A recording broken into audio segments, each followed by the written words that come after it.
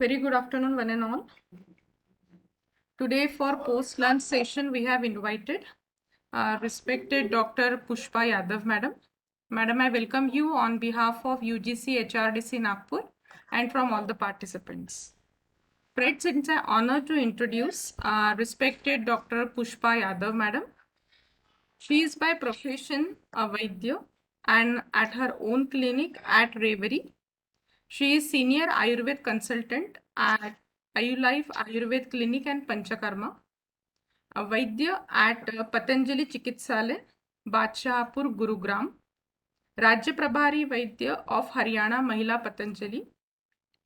She has 26 years of experience in her clinical practice as Ayurved consultant, expertise in infertility, skin diseases, and Prakriti analysis. She is a graduate BAMS from MSM Government College, Sonepat, Haryana. Madam has completed number of certification courses like certification course in advanced training in Panchakarma, certification course Saundarya Ayurved from NIA Jaipur, master training from CCRAS Delhi in Prakriti analysis, completed Patanjali Vaidya training, keen interest in social service by bringing awareness in public for health by various camps and yoga shivers. With this brief introduction, I once again welcome you, ma'am, and I kindly request you to please start your session. Ma'am, we will go with Hindi and English language, preferably Hindi, and some technical words you can go with English. Yes, over to you, ma'am. Good afternoon, one and all. Respected Dr. Preeti and all UGC, UGC HRDC team. And it's my honor that you invited me for this talk. And really, I feel so happy about all these things because basically we are bringing awareness for your health. So, may I start my lecture? Yes, ma'am. Yes, you can start. Thank you so much. So today's topic, actually, I didn't decide any of the topic as such because basic principles were already covered. But आज का जो topic है मैं पूरा हिंदी में ही लूंगी, but few words you can say English, तो मैं पूरा इंग्लिश में लूंगी क्योंकि कुछ टर्मिनोलॉजीज हैं जहाँ पर हमें यूज करना पड़ता है, but totally it will be in Hindi. तो अब सबसे पहले तो हम आयुर्वेद का जब नाम लेते हैं, हम वैद्य, तो सबसे पहले पेशेंट्स को ही नहीं समझ आता आयुर्वेद क्या है और आयुर्वेद किस कॉन्सेप्ट्स पे. मैं पूरा टोटली आपको प्रैक्टिकली आपको एक्सप्लेन करूंगी. ये नहीं है कि इतने वात हैं, इतने पित्त है, इतने कफ है. अभी वो स्टेज जब आती है, बहुत मतलब आप इस प्रकृति को जान लेंगे. तो जो आयुर्वेद का जब हम सोचते हैं तो ये भी एक अथर्ववेद से निकला हुआ वेद है. आयुर्वेद एक पार्ट है. तो आयुर्वेद का जो बेसिक प्रिंसिपल आपने पढ़ ही लिया कि स्वस्थ से स्वास्थ्य रक्षणम आतुरस्य विकार प्रश्नम, ये आपका ऑलरेडी हो चुका है कि स्वस्थ व्यक्ति के स्वास्थ्य की रक्षा करना. ये कैसे करना है स्वस्थ व्यक्ति के, जैसे आप लोग सब योग सीख रहे हैं, आयुर्वेद के बारे में जान रहे हैं. और आतुरस्य विकार प्रश्नम, तो इसमें मतलब बीमार व्यक्ति, बीमार कौन होता है? जिसका दोष, जो दोष आपके सम अवस्था में होने चाहिए वो अपनी अवस्था से या तो ज्यादातर वृद्ध हो जाए या कम हो जाए. दोनों ही केसेस में पेशेंट को प्रॉब्लम्स आती हैं. तो अब सबसे पहले हम जानते हैं कि स्वस्थ व्यक्ति कौन है, स्वास्थ्य की क्या परिभाषा है. तो आपने देखा होगा कि डब्ल्यूएचओ ने भी जो स्वास्थ्य की परिभाषा आपको बताई है वो वही है जो हमारे 5000 वर्ष पूर्व हमारी संहिताओं में दी हुई है. तो मैं थोड़ा सा पहले डब्ल्यूएचओ की, जो आपको सबको पता ही होगा हेल्थ की, कि health is a state of complete physical, mental and social wellbeing and not merely absence of disease और इन्फॉर्मिटी. ये इसको मैं, इसका वर्जन जो हमारा आयुर्वेद कहता है हेल्थ के बारे में, मतलब आप स्वास्थ्य के बारे में जो हमारा आयुर्वेद कहता है वो मैं आपको बताती हूँ कि सम दोषः सम अग्निश्चय सम धातु मलक्रिय प्रसन्न आत्मनेन इंद्रिय मने स्वस्थिते विधीयते. तो इसका क्या मतलब है? ये तो एक श्लोक है जो पूरा आयुर्वेद कवर करता है. मतलब एक्चुअली ये जो श्लोक है ये पूरा आयुर्वेद, प्रकृति क्या, सब चीजें इसमें कवर्ड है. तो सम दोषः, मतलब हमारे शरीर में, जैसे आपने जान ही लिया जब बेसिक प्रिंसिपल पढ़े हैं कि वात पित्त कफ हमारे शरीर में होते हैं, और सम दोष सम अग्निश्चय, हमारे शरीर में 13 अग्नियां होती हैं, 5 भौतिक, 5 धात्वाग्नि और एक। तो जैसे ये डाइजेस्टिव फायर जिसको कहते हैं, तो 13 अग्नियां हैं। सम दोषा सम अग्निश्चय, सम धातु, हमारे शरीर जो का कंपोजिशन है वो 7 धातुओं से बना है। तो सम धातु मतलब सातों धातु, रस रक्त मांस मेद अस्थि मज्जा शुक्र, जो ये सातों धातु है सम अवस्था में हो। समदोष सम अग्निश्च सम धातु मल क्रिया है, जो हमारे तीनों मल है, स्वेद मूत्र पुरीष, मतलब जो हमारे जो भी मल एक्सक्रीट हम करते हैं, तो वो भी सम अवस्था में जाते हैं। लेकिन एक लाइन, जो यही स्वास्थ्य नहीं है आयुर्वेद के हिसाब से, ये एक पार्ट है कि जो हमारा दोष धातु मल ये सारे सम अवस्था में हो तो हम स्वस्थ हैं, एक पार्ट है। प्रसन्न आत्मनेन इंद्रिय मन स्वस्थ विधीयते। क्योंकि आजकल देखिए आप साइकेट्रिस्ट या साइकोलॉजिकल काउंसलिंग या साइकेट्रिस्ट के पास जाना या मेंटल हेल्थ प्रॉब्लम्स बहुत ज्यादा है। और अगर मेंटल हेल्थ प्रॉब्लम्स है तो फिजिकल हेल्थ ऑटोमेटिकली आती है। सूक्ष्म शरीर स्थूल शरीर सारे कार्य, हमारे कारण शरीर सारे कार्य करते हैं। तो अगर आप टेंशन में होंगे, आपने देखा होगा आपकी फिजिकल बॉडी में भी प्रॉब्लम्स आती है, और अगर फिजिकल बॉडी में प्रॉब्लम्स है तो आपको मेंटल हेल्थ पे भी इश्यूज आ जाते हैं। प्रसन्न आत्मनेन इंद्रिय मन स्वस्थ भेदियते, मतलब जब आत्मा मन और इंद्रियां हमारी प्रसन्न रहेंगी उसको हम स्वस्थ कहते हैं। तो जो ये श्लोक मेरा यहाँ लेने का मतलब ये था कि सम दोष, हमारे जो दोष हैं तीनों वात पित्त कफ, ये सम अवस्था में रहे। सम अवस्था में कैसे रहें, क्योंकि किसी को भी नहीं पता कि हम कौन सी प्रकृति के हैं, हमारे दोष कौन से हैं, हमें किस तरह उनको अपने स्वास्थ्य को रखना है। तो अभी तक आपने यही पढ़ा होगा, मुझे जहां तक पता लगा है कि 5 तरह के वात है, 5 तरह के पित्त है, 5 तरह के कफ है। लेकिन इनकी जानकारी के लिए आप नाम तो रट लेंगे कि भाई ये है क्या, कैसे कार्य करते हैं, क्या है, इसके बारे में भी मैं आज नहीं बताऊंगी। आप मैं बहुत बेसिक, जो यूजुअली लोगों तक नहीं पहुंचता, क्योंकि जैसे हमारे वात के रोग हैं, उन्होंने बताए भी होंगे हमारे वात के रोग हैं जैसे 80 तरह के, पित्त के 40 तरह, और कफ के 20 तरह के हैं। तो ये जब ये सबसे ज्यादा वात, क्योंकि वात के जो 80 तरह के रोग है, वात क्या है, चलायमान है, उसके अपने गुण के हिसाब से है। तो ये जो रोग है, रोग भी आपने देखा होगा कि ज्यादा सबसे ज्यादा रोग है ना वात के मन। जहां भी आप वैद्य के पास जाओगे तो वो ये तो जरूरी बोल देता है कि आपको वात बढ़ा हुआ है, मैक्सिमम वात के साथ पित्त भी बढ़ा हुआ है, या XYZ। लेकिन आपको समझ नहीं आता कि ये वर्क कैसे करता है, या हम ट्रीटमेंट अगर वात बढ़ा है तो किस तरह करते हैं, पित्त है तो किस तरह करते हैं, और कफ है तो किस तरह करते हैं। जब वात 80 तरह का है तो यूजुअली हम देखते हैं कि वात रोग है जो हमारे जितने भी ज्वाइंट्स हैं, स्नायु हैं, और जितने भी हमारे जहाँ पेन होगा तो मतलब वात एग्रेवेट है ही, और जहाँ जलन होगी मतलब पित्त एग्रेवेट है ही, और जहाँ सुस्ती आएगी, आलस से आएगा, जैसे आप खाना खा के कई बार लेथार्जिक फील करते हो, काफी बार एकदम जलन और एसिडिटी फील करते हो, और कई बार एब्डोमेन पेन फील करते हो। तो आप देखिए तीनों में कई बार पेशेंट हमें भी आके प्रैक्टिकली कहते हैं कि मैम तो क्या हो गया, हम बता तो रहे हैं और आप प्लीज दवाई दे दीजिए। तो आयुर्वेद का ये कॉन्सेप्ट नहीं है कि हम लोग आपको बस थोड़ा सा आपकी रिपोर्ट्स देखें और बता दें, क्योंकि दर्शन स्पर्शन प्रशन, ये तीनों चीजें जब तक एक एक पेशेंट की नहीं होगी तो वैद्य बहुत अच्छा अपना क्लिनिकल प्रिस्क्रिप्शन नहीं बना सकता।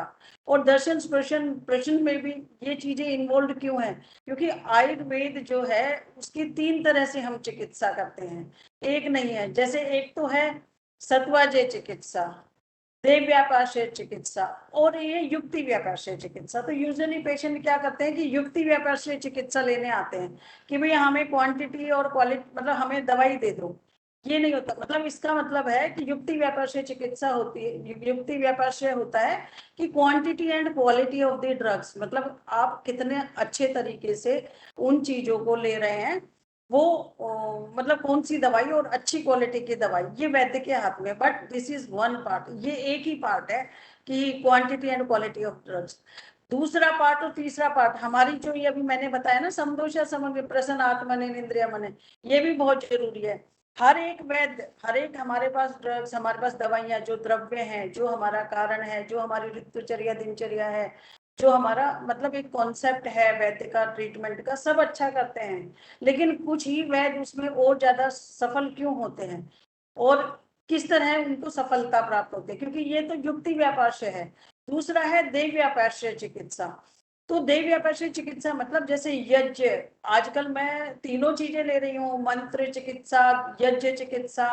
तो ये चीजें बहुत बहुत कार्य कर रही है पेशेंट्स पे, बहुत कार्य मीन्स अगर हम दवाई भी दे रहे हैं और साथ में हम उनको उन्हीं द्रव्यों से यज्ञ भी बता रहे हैं, और उसी दोष के हिसाब से अगर हम कोई मंत्र का उच्चारण बता देते हैं, क्योंकि मंत्र का उच्चारण मतलब ऐसे ही नहीं कि आप मंत्र बोल रहे हैं, उच्चारण में जो आप बोलते हैं तो वो तालु ओष्ठ और जिस तरीके से वो लगता है उससे उस दोष पे वर्क करता है वो। तो जो आपका प्रकोपित दोष है उस पे कार्य कर रहा है। तीसरा है सत्वाज्य, the most important part of the, मतलब हमारे ट्रीटमेंट का सबसे इंपॉर्टेंट पार्ट है सत्वाज्य चिकित्सा की, काउंसलिंग ऑफ द पेशेंट, मन की चिकित्सा एक तरह से है। आप देखते हैं ना कि कई बार ये तो पुरानी कहावत भी है कि डॉक्टर या वैद्य आधे तो बातों से ही ठीक कर देते हैं। तो वो बातों से ठीक नहीं, वो पेशेंट, मैंने काफी अपने इनफर्टिलिटी पेशेंट में खासकर ऐसा देखा है कि पेशेंट ना माइंड में लेके आते हैं कि वहां हमें होएगा ही, वहां हमने ठीक होना ही है।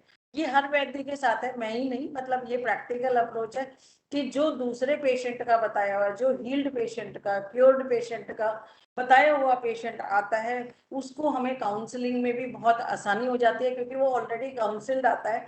तो तीसरा जो है वो सत्वाज्य चिकित्सा है, और वो हमें भी 5 साल की प्रैक्टिस में समझ नहीं आया था। हम भी ये सोचते थे कि सत्वाज्य चिकित्सा हम कहाँ लगाएंगे, हमने तो दवाई देनी है और पेशेंट को ठीक करना है, उनके दोष ठीक करने हैं, पेशेंट ऑटोमेटिकली ठीक हो जाएगा।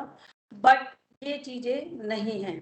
तो ये तीनों कॉन्सेप्ट जो हमारे बेसिक प्रिंसिपल्स में मतलब हम करते हैं, तो उसमें हम इन तीनों जो चिकित्सा में जब लेते हैं, ऐसे ही हम वात पित्त कफ, हमें स्थान भी होते हैं हमारे बॉडी में।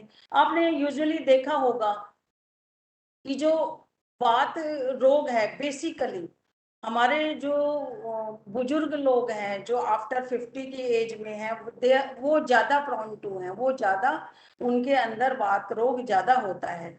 और वर्षा ऋतु, तो वात रोग जो ऑटोमेटिकली वृद्ध होता है, ऑटोमेटिकली बढ़ता है, वो वर्षा ऋतु और बुजुर्ग अवस्था मतलब वृद्ध अवस्था। बुजुर्ग लोगों को आपने देखा भी होगा, वैसे तो सभी दोष अगर प्रकोप अवस्था में किसी भी एज में आते हैं तो थोड़ा बहुत आ ही जाता है, और आ भी रहा है आजकल तो, हमारे आम की उत्पत्ति, खान पान से होना, ये सब चीजें। ऐसे ही जो पित्त है, आप देखिए कि अब शरद ऋतु है ना, तो शरद ऋतु में आप अब सबसे ज्यादा जो पेशेंट आएंगे वो हाइपर एसिडिटी, एसिडिटी, या फिर चर्म रोग के, जैसे जलन हो रही है मैम, फ्रंकल्स हो रहे हैं मैम, एक्ने पिंपल्स हो रहे हैं। तो वो क्या है, वो पित्त मतलब शरद ऋतु। और हमारे जो यंगस्टर्स हैं 25, 22, 35 या 40 तक की एज, जो मिड टाइम जो होता है हमारे एज का, तो उसमें पित्त दोष ऑटोमेटिकली बढ़ता है, शरद ऋतु और यौवन अवस्था। आप समझ रहे हैं ना। मैं अगर कुछ भी क्वेश्चन है सो मैं लास्ट में लूंगी, और बीच में भी हो तो आप पूछ सकते हैं, आई विल एक्सप्लेन, साथ साथ भी मैं बता सकती हूँ इसको। और इसी तरीके से जो कफ है, तो कफ में, कफ जो है वो वसंत ऋतु में, आपने देखा होगा कि सर्दियों में ज्यादातर खांसी जुकाम कम होता है, और जैसे ही सर्दी खत्म होने वाली होती है, तो प्रकोप अवस्था में हमारा कफ वसंत ऋतु में आ जाता है। और इसीलिए आपने देखा भी होगा कि वमन क्रिया, तो बच्चे और वसंत ऋतु में ऑटोमेटिकली कफ के चांसेस, कफ रोगों के चांसेस ज्यादा होते हैं। तो इसीलिए हमारा जो पंचकर्मा का, आपने देखा भी होगा, थोड़ा नाम सुना होगा, तो वो हम, आपने देखा होगा कि वसंत ऋतु में वासंतिक वमन क्रिया, वासंतिक वमन क्रिया, क्योंकि आप नागपुर से हो तो वहां तो पंचकर्मा बहुत अच्छे से मतलब सारी चीजें, तो वो इसीलिए करवाया जाता है वासंतिक, कि उस टाइम ऑटोमेटिकली ज्यादातर पेशेंट में कफ की वृद्धि होती है। तो वमन क्रिया मतलब हम वॉमिट करवाते हैं, वो कफ, क्योंकि स्थान देखिए आप, स्थान भी हमारा जो ग्रीवा से ऊपर, जो यहाँ से वो जो ऊपर का एरिया है वो कफ का स्थान है, उससे नीचे और हमारे इंटेस्टाइन, स्मॉल इंटेस्टाइन तक पित्त का है, और लार्ज इंटेस्टाइन सीकम हमारा वात का स्थान है।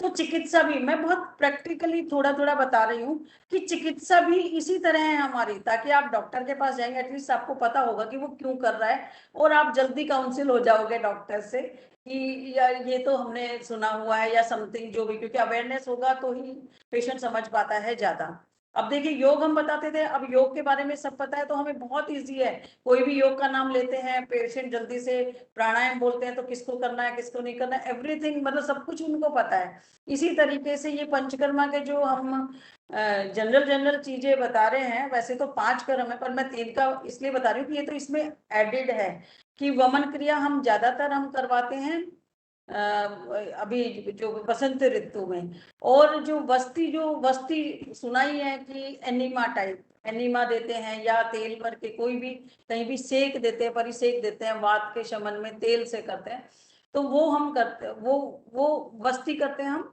वात रोगों के लिए।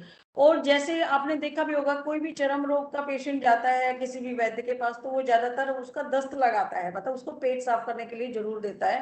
देते तो सब चीजों के लिए ही है हम पूर्ण तरीके से कि किसको क्या देना चाहिए, बट यूजुअली विरेचन, विरेचन मतलब हमें उनका पेट को साफ करते हैं, ओरली कुछ ऐसी द्रव्य देते हैं ताकि वो वहां तक पहुंच के, और उस जहां पर वो जो आम की जो वहां पर पित्त बना है उसको विरेचन करते हैं, उसको बाहर निकालते हैं। तो ऐसे ही ये जनरल बता रही हूँ, ये किसी रोगी का नहीं है, क्योंकि एक जनरल आदमी आप वमन लीजिए उस अवस्था में, ताकि उसका जो भी संचय प्रकोप अवस्था में आया है, संचित संचय हो चुका, मतलब इकट्ठा हो चुका कफ, और वो बसंत ऋतु में आ गया, तो उसको निकाल दीजिए ताकि आपको रोग की उत्पत्ति ना हो, वो दोष आगे आपको दिक्कत नहीं करे, सम अवस्था में आ जाए। इसी तरह जब वात प्रकोप अवस्था वर्षा ऋतु में आता है तो आप वस्ती करिए, अभ्यंगम करवाइए। इसीलिए देखो आपको सबको बताया जाता है कि उस टाइम आप तेल की मालिश कीजिए, जनरल जनरल योग शिविर में भी बताते हैं कि आप अभ्यंगम कीजिए, आपके तेल की मालिश कीजिए, तेल पीजिए और तेल की ही वस्ती लीजिए, तो वो है बात, ताकि आगे आने वाले टाइम में आपको जो जोड़ों के दर्द है वो तब भी कवर करेंगे, और आगे आपको विंटर्स में उससे दिक्कत ना हो, आपका वात प्रकोप से कोई रोग की वृद्धि ना हो। इसी तरह हम उसमें विरेचन तो मैंने बता ही दिया। और जब हम इनकी बात करते हैं कि हमें क्या लेना चाहिए चिकित्सा में भी और हमें खाने में भी, जैसे प्रकृति में जो मेरा मेन टॉपिक है, अभी तो मैं आई भी नहीं हूँ, तो ये जनरल इसलिए बता रही हूँ कि आपको वो फिर आसानी से समझ आ जाएगा कि प्रकृति क्या है। कि जो बात को हम जब करते हैं तो हम, अब यूजुअली क्या होता है, मैं किसी नॉन वेज या नॉन वेजिटेरियन को मना नहीं कर रही या हानि कर रही, but I am totally pure vegetarian. Still मैं बताती हूँ कि क्यों, क्या वेजिटेरियन, आयुर्वेद के हिसाब से तो दोनों चीजें बताई गई है, चिकित्सा में भी पंचकर्मा में भी, लेकिन आपने देखा होगा कि वहां के एरिया के हिसाब से उनको वो डाइट या फूड अलाउ किया जाता था। पहले क्या होता था कि हमारे स्नेह जो है, चिकनाई, जो स्नेह मतलब चिकनापन जो लाता है हमारे शरीर में, वो 4 तरह के होते हैं, घृत, तेल, वसा, मज्जा। तो आपको पता ही है कि घृत तो सभी जानते हैं, तेल भी सभी जानते हैं, और नॉन वेजिटेरियन वसा और मज्जा भी सभी जानते हैं कि फैट, और वो जो आप करते हो ना कि उसका वो लेते हैं मज्जा, जो बोन, बोन कह लीजिए, बोन का वो, हाँ। तो सभी मतलब समझ जाएंगे नाम से, इतना टर्मिनोलॉजी टफ नहीं है, मैं बहुत बहुत बिल्कुल आपके हिसाब से ही बता रही हूँ कि सबसे जो उत्तम स्नेह शरीर के लिए माना जाता है वो घी माना जाता है, घृत। उसके बाद जो है तेल, उसके बाद वसा मज्जा का नंबर आता है। इसलिए अगर स्निग्धता आपने अपने शरीर में, तो बेस्ट जो आप खाने में लेते हो वो घी अच्छा होता है, उसके बाद तेल, वसा मज्जा है। तो इसीलिए पहले आपने देखा होगा कि हमारी जो रसोई घर में जो सब चीजें बनती थी वो घी में बनती थी, वो कारण यही था। लेकिन हम चेंज इसलिए कर देते हैं क्योंकि कहीं वात का प्रकोप ज्यादा है एरिया में, कोई टेरेस्ट्रियल रीजन है, कोई समुद्र के निकट है, कोई मतलब इस तरह सबका एनवायरनमेंट अलग अलग है। और फूड भी, अब मेरे पास आते हैं कि मैडम हम तेल कौन सा अप्लाई करें अपने बॉडी पे, तेल कौन सा लें, सबसे अच्छा तिल तेल माना है, लेकिन हम कौन सा अप्लाई करें ये आपके सराउंडिंग में जो तेल होता है, मतलब प्रकृति ने जो आपको नियरेस्ट सारी चीजें दी है, वो सबसे ज्यादा सातत्य दैट वो सबसे अच्छी आपकी बॉडी के लिए होगी। इसलिए जो स्नेह आप लेंगे, जैसे अब हम अगर हरियाणा में रह रहे हैं या राजस्थान में रह रहे हैं तो यहाँ तिल या सरसों ज्यादा होता है। तो यूजुअली मैं क्या बताती हूँ कि किसी तरह के भी पेशेंट आते हैं तो मैं तिल का तेल या मैं सरसों का तेल बताऊंगी। तो कई बार पेशेंट कहते हैं कि नारियल का तेल मैम नहीं, पित्त प्रकृति वालों को मैं बता देती हूँ नारियल का तेल या कोई घृत या कुछ भी। लेकिन यूजुअली जो हेल्दी नॉर्मल हम जिसको बताते हैं तो हम कहेंगे कि नारियल का तेल जो सातम में, नारियल कहाँ होते हैं, साउथ में, इधर भी होते हैं, आपकी साइड भी नारियल, आई थिंक नागपुर की साइड भी हैं। तो नारियल का तेल वहां पर यहाँ से ज्यादा सातम्य वहाँ एनवायरनमेंट के हिसाब से नॉर्मल बॉडी के लिए अच्छा रहेगा। इसीलिए आपने देखा है फूड यहाँ पर सरसों में ज्यादा बनता है, वहां नारियल के तेल में भी बनता है। तो कारण यही है कि वो प्रकृति ने जहाँ जो दिया है वो उसके लिए ज्यादा सातम्य होता है। और वसा और मज्जा ज्यादातर आपने सी फूड्स और सी के नजदीक जो रहते हैं उनके लिए बताया गया है, क्योंकि वहाँ अवेलेबिलिटी पशुओं की कम रहती थी, घी तेल कम मतलब वहाँ नहीं बनता था, तो ये कारण था। बट हम निकृष्ट उसमें उसको ले जाते हैं। अब ये हो गया जनरलाइज्ड जो मैं वात पित्त कफ के बारे में बताती थी। बाकी आपको बताया गया है कि इनके गुण हैं। जैसे हम जैसे वात में अभ्यंगम भी कराते हैं, ऐसे वात शामक औषधियां भी देते हैं। पंचकर्मा में हम वस्ती कर्म, जैसे अगर जोड़ में दर्द है तो कटी वस्ती, नी में पेन है तो जानु वस्ती दे दी, कमर में पेन है तो कटी वस्ती दे दी, और ग्रीवा में पेन है, हमारे गर्दन में पेन है, सर्वाइकल का है तो इस तरह वस्ती दे दी। और हम मात्रा वस्ती, अलग अलग तरह की वस्तियां हैं जो वात को नॉर्मल करती है। इसी तरह पित्त का हमने विरेचन हम डिफरेंट डिफरेंट पित्त शामक औषधियों से करते हैं, क्योंकि मैम ने कहा था थोड़ा सा पंचकर्मा के थोड़ा सा ले लेना। तो ये एक जनरलाइज जो एक आप जाते हो सेंटर पे, बट कुछ भी आप आयुर्वेद चिकित्सा भी आयुर्वेद वैद्य की परामर्श के बिना लेना हार्मफुल है। ज्यादातर कहते हैं Ayurveda has no side effects. मैं कहती हूँ कि एवरीथिंग, इवन योर आपका फूड भी साइड इफेक्ट करता है। अगर आप मात्रा अनुसार अपना आहार, मात्रा अनुसार आप अगर योग भी नहीं करेंगे ना, आप जितना करना चाहिए, जिस प्रकृति को, जो मेन टॉपिक फिर आने वाला है, जिस प्रकृति को जो ज्यादा करना चाहिए वो ज्यादा कर सकता है। लेकिन हर प्रकृति में अगर ज्यादा करोगे तो आपको प्रॉब्लम लेके आते भी हैं हमारे पास। जी मैं योगा भी करता हूँ और इतना करता हूँ, तो वहीं हम रुक जाते हैं कि इतना क्यों करते हो। आपकी बॉडी के हिसाब से जितना जरूरत थी उतना कीजिए, शायद आप उसी से ही ठीक हो जाएंगे बिना दवा भी। तो ये चीजें जो है, जो ये प्रकृति, अब डाइट प्लान भी लेने आते हैं हमारे पास, तो हम ये कहते हैं कि डाइट कुछ प्लान कुछ नहीं होता।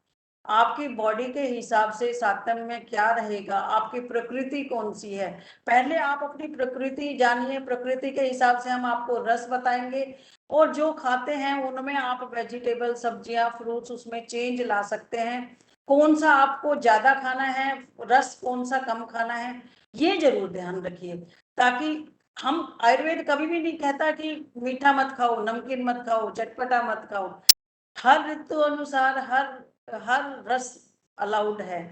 हाँ, वो कैसे लेना है, कौन सा रस प्रधान आपको लेना है, लेने सारे हैं। आप 5 दिन मीठा मत खाइए, आप छठे दिन मीठे की क्रेविंग हो जाएगी। आप 5 दिन नमकीन मत खाइए, वो भी आपको इच्छा कर जाएगी।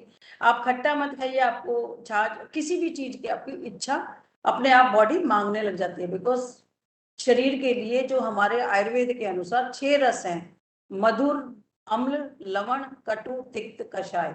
मधुर मतलब मीठा, अम्ल मतलब खट्टा, लवण मतलब नमकीन, कटु मीन्स कड़वा, तिक्त मीन्स तीखा जैसे मिर्च, और कषाय मीन्स कशैला। तो ये जो 6 रस हैं, इसी के आप देखिए, मैं प्रकृति में यही बताऊंगी कि इन रसों का मेल आप कैसे कर सकते हो और अपने अनुसार भोजन की व्यवस्था खुद रसोई कैसे तैयार कर सकते हो। क्योंकि आयुर्वेद जो है वो दिनचर्या में ही योग आ जाएगा। अगर आप सुबह उठने का टाइम गलत ले लेंगे ना, तो सारा टाइम गलत हो जाएगा। इसलिए दिनचर्या फॉलो करोगे तो उस टाइम ब्रह्म मुहूर्त, नहीं तो 4 नहीं तो 5 बजे उठेंगे अपने टाइम के हिसाब से। और उठने के बाद आप पूरा अपना एक्सरसाइज, क्योंकि देखो ये जो पूरे दिन का सर्केडियम बना हुआ है कि कैसे किस टाइम हमारी अग्नि प्रज्वलित ज्यादा रहती है, पित्त काल कौन सा होता है, वात काल, जैसे मॉर्निंग में जल्दी क्यों उठना चाहिए, क्योंकि वो उस टाइम वात का काल है। तो आप देखो जो ब्रह्म मुहूर्त में उठने वाले हैं उनको, वो पेशेंट, मैंने इतनी हिस्ट्रीज ली है, वो कॉन्स्टिपेशन के शिकार कम रहते हैं। इसीलिए आपका जो और योग कर, काफी पेशेंट मेरे पास आते हैं कि फ्रेश नहीं होते पर योग करे जा रहे हैं, वो भी गलत है। आप एक दिन नहीं, एक दिन के लिए कुछ लीजिए, आप उसको अब फ्रेश होइए, उसके बाद अपने आसन प्राणायाम किसको कितना करना है, प्राणायाम किसको करना है, और आसन जैसे मान लो जो वात प्रकृति के, अभी प्रकृति बताऊंगी तो इस उनको कितना कितनी मात्रा में करनी है, पित्त को कितना करना है और कफ को कितना करना है। अब मैं मेन टॉपिक पे आ जाती हूँ, क्योंकि आयुर्वेद में एक टॉपिक पे भी आप कितना भी बता सकते हो और कहीं भी वाइंड अप कर दीजिए, और मैम मुझे प्लीज बता देना जब टाइम ओवर है, वहीं मैं उसको अपना सबमिट उसको वाइंड अप कर दूंगी। लेकिन जितना हो सके, जितना मेरा टाइम है उतने में मैं जो भी कुछ बता सकती हूँ वो जनरलाइज्ड होगा। इसीलिए मैंने कोई पीपीटी नहीं ली, क्योंकि पीपीटी से क्या होगा, यार हम पर्टिकुलर हो जाते हैं, हमने सिर्फ ये बताना है एक, और क्लासेस लगती रहेंगी और आप लोग क्लास में पूरा करते भी रहेंगे, लेकिन जो बेसिक है वो नहीं आएगा, उसमें टॉपिक वाइज आएगा। आज मैंने टोटली बेसिक लिया है ताकि आपको, तो हमारे शरीर में जो है ना 7 तरह की प्रकृति है। 3 दोष पड़े हैं ना, वात पित्त कफ। तो वात प्रकृति, पित्त प्रकृति, कफ प्रकृति, वात पित्त डोमिनेंट कफ, वात डोमिनेंट पित्त प्रकृति, पित्त कफ, वात कफ और सम, तीनों दोषों का, वात पित्त कफ की सम अवस्था जो सबसे अच्छी प्रकृति मानी जाती है यूजुअली। वैसे तो सारी सम अवस्था किसी की नहीं रहती, कुछ कम कुछ ज्यादा सब में मिलेगा। और सभी प्रकृति, वात पित्त कफ, ऐसा नहीं है कि आपके अंदर पित्त के गुण नहीं होंगे, पित्त के गुण नहीं होंगे तो आपका डाइजेशन और ये सब चीजें भी तो पित्त दोष से होती है ना, पित्त तत्व। तो इसी तरह वात पित्त कफ, वात कफ, वात पित्त, पित्त कफ, और कफ पित्त, और सम वात पित्त कफ। तो इस तरह 7 तरह की प्रकृतियां हैं। तो अब मैं जो प्रकृति के बारे में जो आपको बताऊंगी, तो पेशेंट ज्यादातर ये कहेंगे, मेरे पास आते हैं गूगल सर्च करके ज्यादातर। अब मैंने एक क्लिनिक के साइड में लिखवा भी दिया, कृपया गूगल के द्वारा ज्ञान हमें ना बताएं। क्यों? क्योंकि वो गूगल जो बता रहा है वो बता तो सही रहा है, लेकिन आपके हिसाब से वो माफिक आप कितना समझ पाए हो ये तो नहीं है ना। हम किसी भी ऐप को गलत नहीं बता रहे कि उसने गलत बताया, लेकिन आपके लिए कितना सही है ये मैं नहीं बता सकती। क्यों? क्योंकि गूगल से आप सिर्फ ये वात का गुण ये है, वात प्रकृति के ये लक्षण होते हैं, मनुष्य के पित्त प्रकृति के ये लक्षण होते हैं, कफ के ये होते हैं, आपने देखा होगा ना। तो उसमें क्या होता है, जैसे काफी पेशेंट कहेंगे, मैंने कहा मेरा प्रकृति एनालिसिस होना चाहिए, मतलब जैसे आप वो लैब पे इन्वेस्टिगेशन करवाते हो, ऐसे आयुर्वेद का भी कॉन्सेप्ट है प्रकृति एनालिसिस। और मुझे लगता है आने वाले टाइम में आपके जैसे ब्लड ग्रुप लिखा जाता है, ऐसे आधार कार्ड पे होना चाहिए कि कौन सी प्रकृति का है, ताकि बहुत इजी हो जाएगा हमें भी करने में, अच्छा ये प्रकृति इसकी वो है। तो जो प्रकृति एनालिसिस है ये सबसे इम्पोर्टेंट है, चिकित्सा के पार्ट पे भी और आपके आहार के पार्ट पे भी, विहार के पार्ट पे भी। और आपके बॉडी टाइप अगर आपको पता है तो आप काफी हद तक अपने आप को स्वस्थ खुद ही रख सकते हैं। तो ये एक बॉडी टाइप है, एक बॉडी टाइप नहीं कह सकते हम, क्योंकि प्रकृति में हमने 4 चीज ली है। एक तो वो क्या करते हैं कि जो गूगल से सर्च करके आते हैं, वो सिर्फ अपना अपने जैसे बॉडी के हिसाब से कि मेरा रंग गोरा है तो मैं पित्त हूँ, मेरा जो शरीर में नसें नहीं दिख रही और मैं हेल्दी हूँ, ओबीज हूँ थोड़ी सी, तो मेरा कफ प्रकृति है।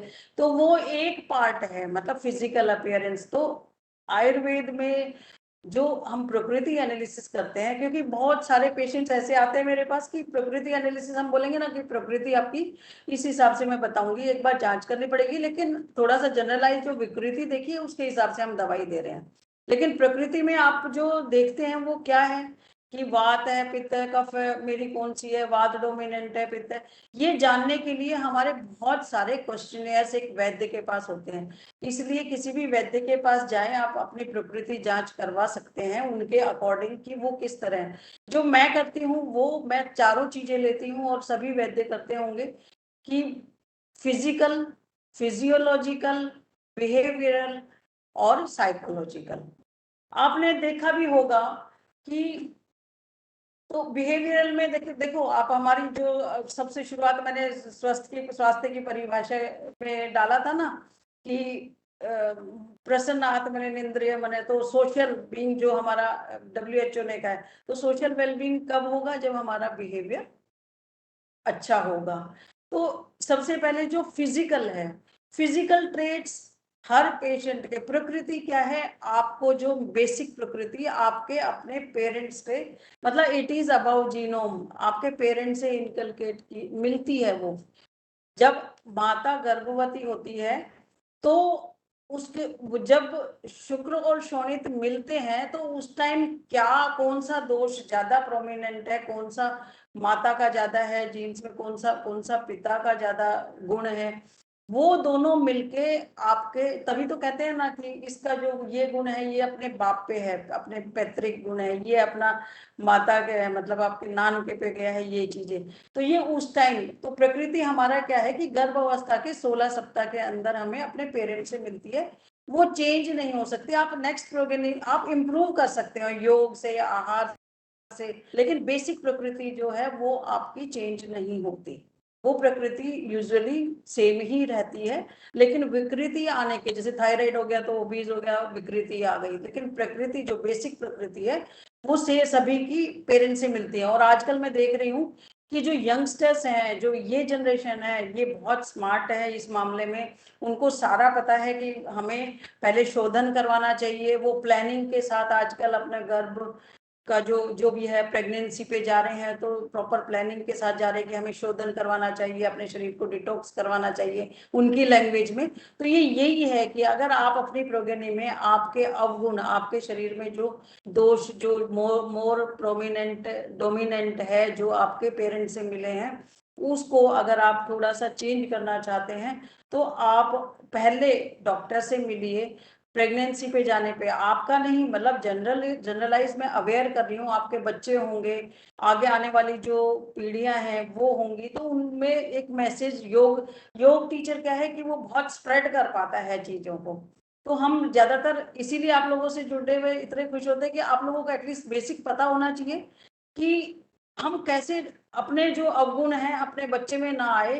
तो गर्भ संस्कार भी करवाते हैं, मासानुमासिक भी हम उसी के हिसाब से, आयुर्वेद के हिसाब से देते हैं, क्योंकि बेसिक प्रकृति तो मैंने देखा है पेशेंट्स में कि कहते हैं मैडम जो मासानुमासिक आपके हिसाब से, तो वो 3 साल तक भी इतना अच्छा इम्यूनिटी। अभी कोरोना फेज में सबको इम्यूनिटी, इम्यून सिस्टम सबको पता चल गया था, हमें कुछ भी बताने की जरूरत नहीं है उसके बारे में कि इम्यूनिटी क्या है, हमारी बॉडी में क्या है। ये एक ओज है हमारे शरीर में, जो सार सप्त धातु वर्धक आहार हम आहार लेते हैं, जो सारे धातुओं को पोषण करते हुए ओज की उत्पत्ति होती है, दैट इज इम्यूनिटी, वो इम्यूनिटी है। तो जब प्रकृति सम अवस्था में होती है हमारी, तो ऑलरेडी हमारी इम्यूनिटी अच्छी होती है, कोई भी विकृति किसी भी दोष की नहीं आए तो हमारा ऑटोमेटिक हमारा डाइजेशन अच्छा होगा। तो जो भी हम खाएंगे, क्योंकि एक नॉर्मल थाली कोई भी खा सकता है, गरीब और अमीर दोनों, तो जो भी खाएंगे, आपने देखा है ना कुछ लोग तो बहुत थोड़ा सा खाकर भी बीमार नहीं होते, और कुछ पूरी भरी थाली खाते हैं ज्यादा बीमार रहते हैं। इसका कारण यही है कि जो हमारा शरीर जितना अलाव करता है, जितना डाइजेशन देगा, उतना ही उसका उसका उसका रस अच्छा बनेगा, और रस से रक्त मांस मेद अस्थि मज्जा शुक्र और ओज तक उसका जो ग्लो है, उसका बॉडी है। आपने देखा है ना कि फेस हमारा आईना है, तो वो भी वो क्यों कहा गया है कि उसी से ही ओज दिखता है। आपके चेहरे से ओज दिखता है। काफी बार कहते हैं ना कि वो लेडी बहुत सुंदर लग रही थी, उसे एकदम ओज था, या वो जेंट्स में इतना अच्छा एक लुक था। तो ये ओज है, ये इम्यूनिटी है आपकी जो शो कर रही है। तो जब प्रकृति पे हम जांच करते हैं तो हम क्या देखते हैं, जैसे हम फिजिकल अपीयरेंस पेशेंट आया तो हम देखते हैं कि उसकी नसें दिख रही हैं कि नहीं। मतलब सबसे पहले अगर हम चेहरा देखेंगे तो कि गोरा है, धूसर वर्ण है, सांवला है, और पीत वर्ण है, गोरे के साथ पीला पीला कलर है। सबकी शाइनिंग जो बॉडी की फेस की अलग अलग है ना, कोई तो एकदम वाइट और गोरा होगा, तो वो उसका जो बेसिक फिजिकल अपीयरेंस है फेस का, वो कफ गुण की तरफ जाएगा। ऐसे ही ये मैं फिजिकल बता रही हूँ, फिर फिजियोलॉजिकल बताऊंगी। और कोई थोड़ा सा सांवला है, आपने देखा होगा कि सांवला है लेकिन नक्श अच्छा है, तो वो है वात प्रकृति का। और जो जिसका फेस एकदम गोरा तो है, चमक तो रहा है, लेकिन पीत वर्ण लिए हुए हैं, पीलापन थोड़ा सा उसमें है, और निशान वाला चेहरा मिलेगा। मतलब थोड़े से चमक तो रहा है, अच्छा लग रहा है, लेकिन कहीं ना कहीं स्पॉट्स मिलते हैं, तो वो मतलब उसमें कहीं ना कहीं वो पित्त प्रकृति डोमिनेंट चेहरा है। ऐसे ही आंखें हैं हमारे, कि अगर हमारी आंखें एकदम सफेद और थोड़ा सा भारीपन लिए हुए, मैं पीपीटी बनाती तो मैं दिखा भी देती, इस तरह की आंखें वो कफ वाले हैं। जिसका थोड़ा सा पीलापन लिए आंख में वो है लेकिन वैसे चमक है, वो पित्त वाले हैं। और वात वाले जो सांवला दबी दबी आंखें, पतली लैशिस, वो क्या है, वात प्रकृति वाले। ये बेसिक अपीयरेंस है, ये कई बार आपका इनबोर्न कैरेक्टर से भी आता है। ऐसा नहीं, आपने देखा होगा अगर मदर के हैवी बाल हैं, या मदर के ये कहते हैं ना, ये आंखें माँ पे गई है या बाप पे गई है, इस तरीके से। सॉरी, लखनऊ के Ekana stadium, sorry narcotics control bureau ने मुंबई में 120 करोड़ सॉरी क्या हुआ? हेलो, यस मैम, आवाज आ रही है आपकी। let me I am not able to see myself and you all, so I thought, आ रही है ना मैम? Yes yes. तो इस तरीके से फेस का, ऐसे ही हम बालों का अपीयरेंस लेते हैं। ये बहुत डीप स्टडी है, बट मैं नॉर्मल बता रही हूँ कि जैसे बालों को लेते हैं कि थिन है, पतले हैं और ब्रिटल, जल्दी जल्दी टूटते हैं, तो वो वात प्रकृति, उसमें कहीं ना कहीं वात के गुण हैं। और जिसके थिक हैं और उलझे हुए से होते हैं, वो कफ है, मोटे और उलझे। और पित्त के स्ट्रेट हैं, चमकीले हैं, वो मीडियम मतलब अपीयरेंस है वो। और कलर में भी डिफरेंस है, कि जो पित्त के हैं वो ज्यादातर ब्राउनिश और इस तरह की शेड में होते हैं। कफ के एकदम घने काले और मोटे बाल दिखते हैं। और वात के थोड़े से, आप थोड़ा थोड़ा ये देख के ही समझ जाएंगे कि ये वात का है, पित्त का है। ड्राई हेयर होंगे तो वो वात के गुण है। आपने वात पित्त कफ जैसे प्रीवियस स्पीकर से सुना भी है ना, कि वात का गुण रूक्ष है, तो रूखापन अगर बालों में है तो मतलब वो वात का है। इसी तरीके से, क्योंकि वो लेक्चर हो चुका, नहीं तो आप और अच्छी तरह समझ पाते। और इसी तरह पित्त के जो कईयों की शाइनिंग भी होती है, लेकिन साथ में ब्राउनिश शेड्स। आजकल तो पता ही नहीं चलता ओरिजिनलिटी हेयर की, तो हम पूछते हैं, हमें पूछने क्वेश्चनर्स लेने पड़ते हैं कि आपने ये जो बाल इस तरह कर रखे हैं, यंगस्टर्स से ही, कि ये आपने कुछ उसमें डाल रखा है या कुछ लगा रखा है शाइनिंग उसके लिए। तो ये चीजें अवॉइड करिए। आप मुझे एक्चुअल बताइए कि आपके हेयर का जो टेक्सचर है वो किस तरीके का है। ये प्रकृति एनालिसिस जब हम करते हैं ना, उनके लिए है। बेसिकली तो हम देख लेते हैं पेशेंट के, बहुत सारे वो हो जाते हैं। और तीसरा, इसी तरीके से हम आंखों का, इसी तरह से हम अपने शरीर में, जैसे अब मैं कहूँ, मेरा ये जो हाथ की जो इतनी देखिए दिख रही है ना विजिबल नसें, तो ये वात वाले के लिए, मेरी बात प्रकृति नहीं है, लेकिन पेशेंट क्या सोच लेते हैं कि ये है तो मतलब बात है। वो गूगल पे सर्च करते हैं, हम कैलकुलेटिव करते हैं ये सब चीजें देख के। मतलब मुझे भी 1 घंटा लगता है, अगर मैं जांच पे जाती हूँ, प्रकृति एनालिसिस किसी पेशेंट का करती हूँ, मैं मेल पे भी देती हूँ उसको, उसका प्रॉपर कि आपकी ये प्रकृति क्यों आई। क्योंकि पेशेंट कई बार नहीं सोचता मेरा तो ऐसा है, पर ये प्रकृति मेरी शायद गलत है, हम भी हो जाते हैं क्वेश्चनर्स में। तो इसीलिए हमें हर चीज का पॉइंट्स रखने पड़ते हैं ये प्रकृति एनालिसिस थोड़ा बता रही हूँ मैं कि किस तरह होता है, ताकि आप लोग अपने नियरेस्ट वैद्य के पास जाके एटलीस्ट अपनी प्रकृति एनालिसिस करवा सके और उसी हिसाब से आहार करें। इसीलिए वो स्वस्थ से स्वास्थ्य रक्षणम लागू होता है कि आपको अपनी प्रकृति पता चलेगी, स्वस्थ से स्वास्थ्य रक्षणम आप खुद ही कर लेंगे कि कैसे आप स्वस्थ रह सकते हैं। तो इसी तरीके से हमारे जो बॉडी टाइप है, जैसे थिन बिल्ट होता है, वो क्या है, वात का है। लंबा और थिन बिल्ट, शॉर्ट स्टेचर भी हो लेकिन लंबा पतला थिन बिल्ट होता है, वो वात का है। सम अवस्था का आपने देखा होगा ना, मतलब वो मेल भी हो सकते हैं, पुरुष भी हो सकते हैं, महिलाएं भी हो सकती है, कि एक तो बहुत पतले थोड़े से पता चल जाता है कि रुक्षता भी है बॉडी में और इस तरह है और हिल रहे हैं बार बार, क्योंकि वात का गुण है ना चलाना। तो इसी तरीके से वात प्रकृति के मुझे एंट्री में पेशेंट का पता चल जाता है। जैसे ही मेरे क्लिनिक पे ओपीडी पे पेशेंट एंटर करता है, उससे पहले मैं जो वेटिंग पेशेंट है उससे मैं अंदाजा लगा सकती हूँ कि कौन सा पेशेंट वात पित्त कफ का है, क्योंकि उसका एक जो वात वाला है ना, वो मतलब जल्दी जल्दी जल्दी ही आएगा फिर बैठ जाएगा, जल्दी आएगा फिर बैठ जाएगा, वो वात का है। पित्त का मतलब थोड़ा सा इंतजार करेगा फिर गुस्सा आएगा, और जो कफ का है वो सोचेगा सारे खत्म हो जाए उसके बाद मेरा नंबर आ जाएगा, कोई दिक्कत नहीं है। तो ये मोटी भाषा में मतलब हम समझ सकते हैं कि इनकी जो बेसिक मानसिक रूप से प्रकृति है। मैं कह रही हूँ ना कि ये तो फिजिकल थी, जो अपियरेंस है फिजिकल, फिर दूसरा है फिजियोलॉजिकल। तो आपने देखा होगा कि यूजुअली है ना, सब मैं जो देख रही हूँ योग शिविर में कईयों का सुनती भी हूँ और यूट्यूब पे भी काफी डाल देते हैं कि इतना पानी पीना चाहिए, इतना। हमारी बॉडी ऑलरेडी इनबिल्ट है, उसने जो हमारी बॉडी बन के माँ के गर्भ से आई है उसमें सारे प्रमाण इतने नपे तुले हैं। तो प्रकृति एनालिसिस जब मेरा शॉर्ट स्टेचर है, तो मैं ये सोचती थी कि मैं तो लंबी नहीं हूँ, मेरे को तो लंबा कौन कहेगा। लेकिन जब हम प्रकृति एनालिसिस करते हैं उसमें भी आपका भाई कितना, वो अंगुल प्रमाण के हिसाब से, वो जो कैलकुलेटिव जो हमारा संहिता के हिसाब से है, तो उसमें बताते हैं कि ये दीर्घ है, ये इसकी मध्यम हाइट है, इसकी है, उसमें अलग आती है, आप कभी भी देख लेना, और उसी हिसाब से आपका चीजें बनती हैं। तो चरक में जो हमें बताया गया है, कोई मात्रा पानी की नहीं बताई गई थी, तो यही कहा था कि अपनी बॉडी के जो ये अंजलि है, अंजलि प्रमाण से लेना चाहिए जितना है। तो उसमें भी ये है कि वात प्रकृति का आपने देखा है ना, कभी कभी तो पानी की इच्छा होती ही नहीं, कभी कभी बार बार पानी पीता है, मतलब उसको पानी की रिक्वायरमेंट वात वाले को इस तरीके से होती है। तो हम एनालिसिस करते हैं उसमें ये भी हमारा फिजियोलॉजिकल में आएगा।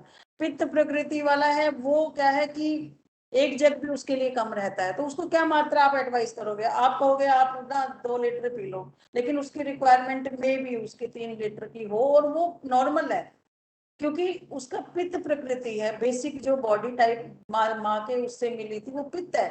तो बचपन से ही देखा है ना, कुछ बच्चे तो 1 गिलास पानी सफिशिएंट रहता है, दूसरे को कभी 1 गिलास कभी 2 गिलास, और तीसरे को 1 गिलास भी बचता है वन टाइम में।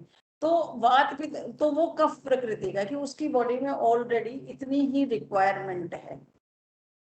तो इसी तरीके से मैं जनरलाइज्ड वात पित्त कफ मेरे ख्याल से समझ आ रहा होगा सभी को, अगर मैं पूछूं तो, कि हम किस तरह करते हैं। और इसी तरीके से जो बिहेवियरल या साइकोलॉजिकल फैक्टर्स देखते हैं, तो उनमें भी हम पेशेंट्स को देखते हैं कि जो बिहेवियर, मैं काफी बार पेशेंट से चेक कर रही हूँ उनका बिहेवियर, मतलब उनकी बौद्धिक मेंटल हेल्थ भी मैं चेक करती हूँ। तो कुछ क्वेश्चनियर्स देते हैं कि शॉर्ट टर्म मेमोरी है या लॉन्ग टर्म तक याद रहता है या नहीं रहता। तो उसमें भी हम ये देखते हैं, पहले मैं पूछती हूँ कि आपको गुस्सा आता है, तो मेरे ख्याल से 100 में से 90 भी सच नहीं बोलते, मतलब 10 भी सच नहीं बोलते, कि सभी ये कहेंगे मैम ऐसा तो कुछ नहीं है। एक दो पेशेंट में मैं एनालाइज करती हूँ कि वो सच बता रहे हैं।